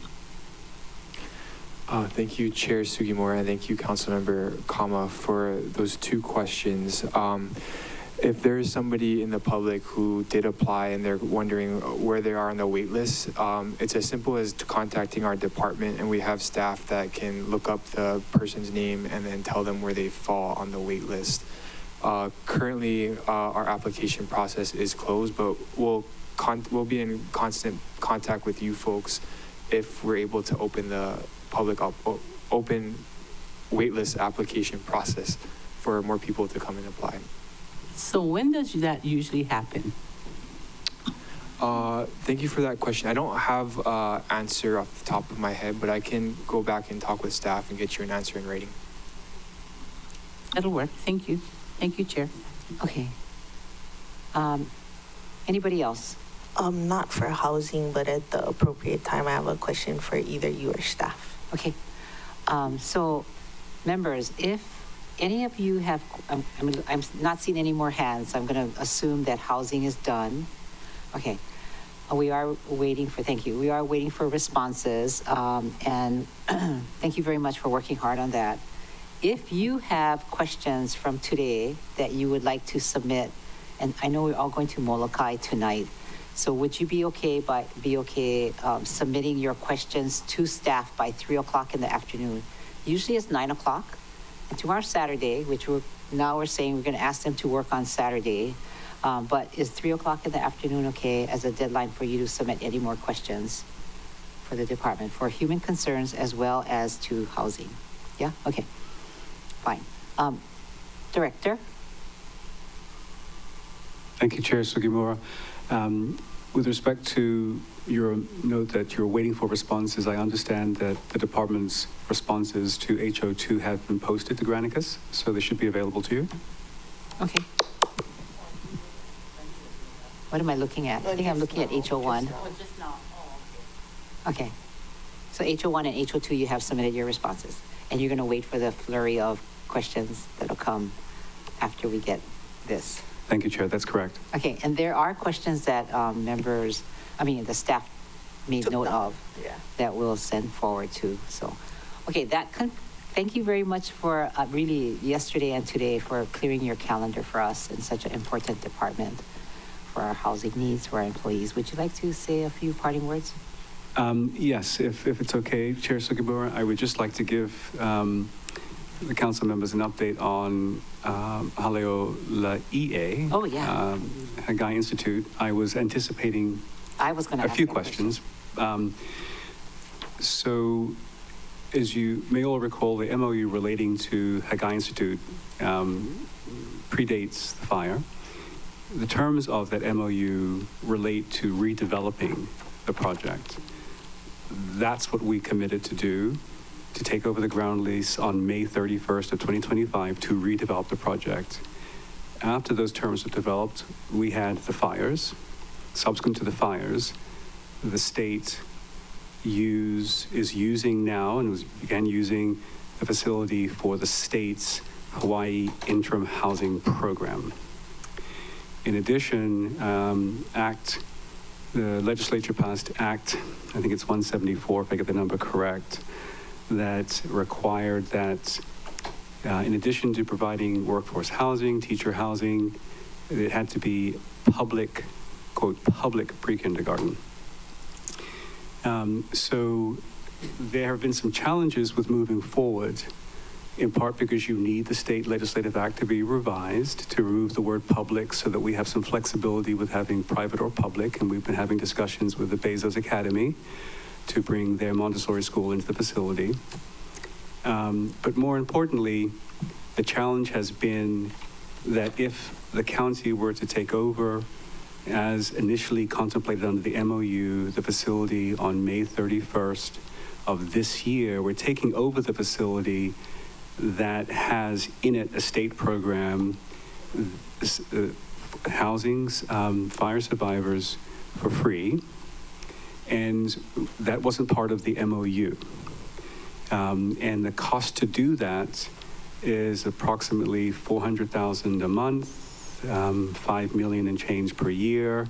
And so there have been some really challenging discussions with our state partners, the state legislature, the governor's office, and HHFDC on how to move forward with the MOU and its initial obligations for us to take over the building on May 31st, when to do so with a state program in the building could mean, if we're not very clear about who covers the costs, that we're taking on enormous costs.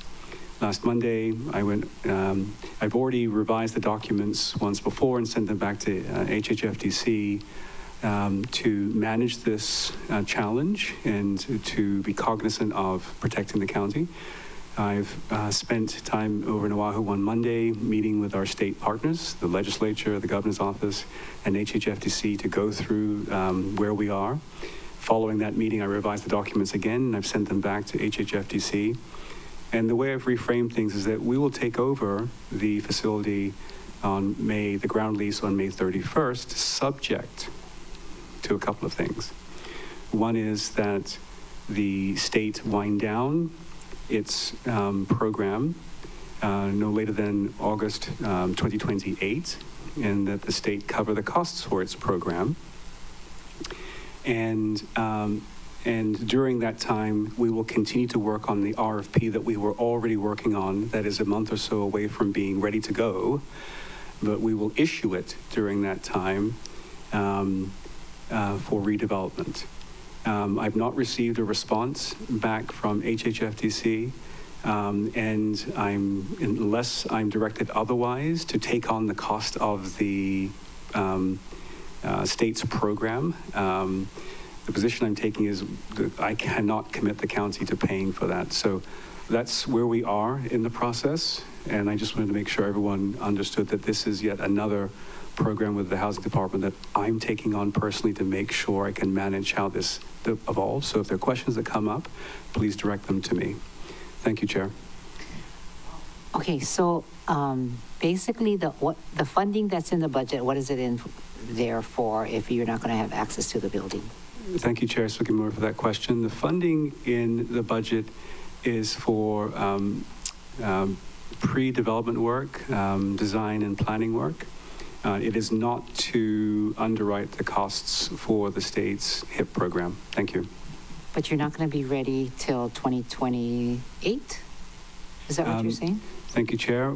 We can take over the ground lease, but the contract relating to the property manager of Paramount, who's responsible for the day-to-day of managing the individuals under the HIP program, we would not take that portion over under the current draft that I've sent back until the program has been phased down. When the program is phased down, if it's phased down sooner and the survivors are transitioned to alternate temporary or permanent housing, we can take over the management contract sooner. But that's really an important portion of it.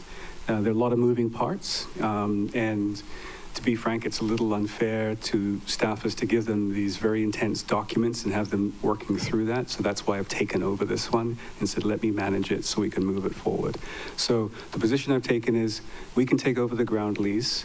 It has some caveats where it can't take over the management contract until the HIP program has been phased down. And I've also included that we'd like to go through our own procurement process to ensure that we can comply with the procurement rules to bring on a manager, a property manager. And when we've got those two things sorted, we can take on the property management contract. Okay. Thank you. I guess what I'm trying to get to is, do you need the funding in this fiscal year budget? Because it doesn't sound like you would need it until you get further to your RFP process. Well, as I indicated, thank you, Chair Sugimura, as indicated, we are completed with that process and we can still move forward with some preliminary work, but the question is when we start the work. So my request would be to leave the funding in the budget. Thank you, Chair. Okay, so you think you might? Okay. Is that right? Yes. So you're waiting for the response from your partners? HHFDC. Right. and the governor's office, I assume too. But when you're there with them and you're talking face to face, what's the sentiment? 'Cause you can read the room, right? Thank you, Chair Sugimura, and thank you, Member Kama, for that very tough question.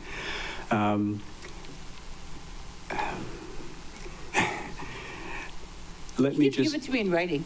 no, thank you. Let me just say that HHFDC is in a tough spot because the program is with Department of Human Services, and it's being advanced through the Governor's Office. The Governor's Office has sought funding to pay for the program. It didn't submit a state legislative request for funding. I understand that the grant funding that they were pursuing hasn't been realized. It's unlikely they'll receive it. So I see that HHFTZ is in an uncomfortable spot. I see the Governor's Office hasn't confirmed how they're going to fund the program. And I see that the state legislature is unsettled with the county not moving forward quickly. So it's a bit of a hot room, so to speak, but I'm doing my best to navigate the circumstances and protect the county at the same time. Thank you. You need more people in the room with you? Thank you for the question. I don't think we need more people. Thank you. Okay, well, all right. Thank you. Okay. For your honest Oh, my answer. goodness. I was just thinking, oh, maybe you don't need that 5.2 and we can take it back out of the budget, because it doesn't sound like you're very close. And legislature's going to end beginning of May, so will definitely find out what their position is and we can make decisions appropriately. All right, members. So what is going to happen on Appendix B, page 22,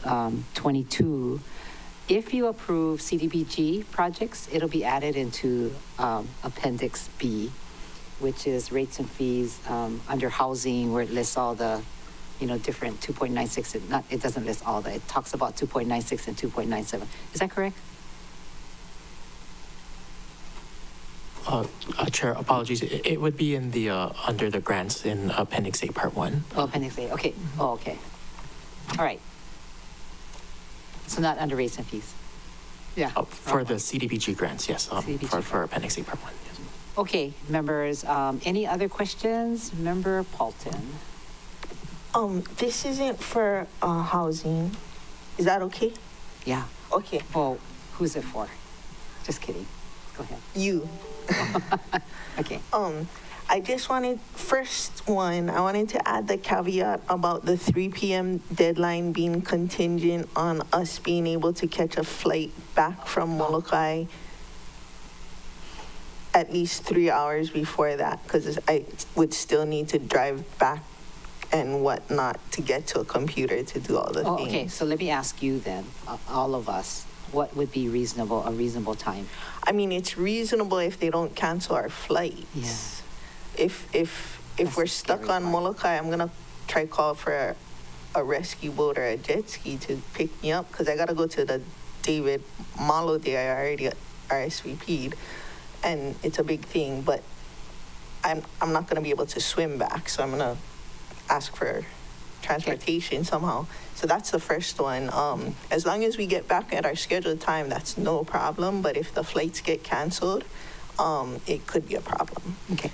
Second question is, if you or the staff could remind me which item in Granicus has the template for our deadlines on the 14th and the 17th. Can you, sure. Go ahead. I don't have that up.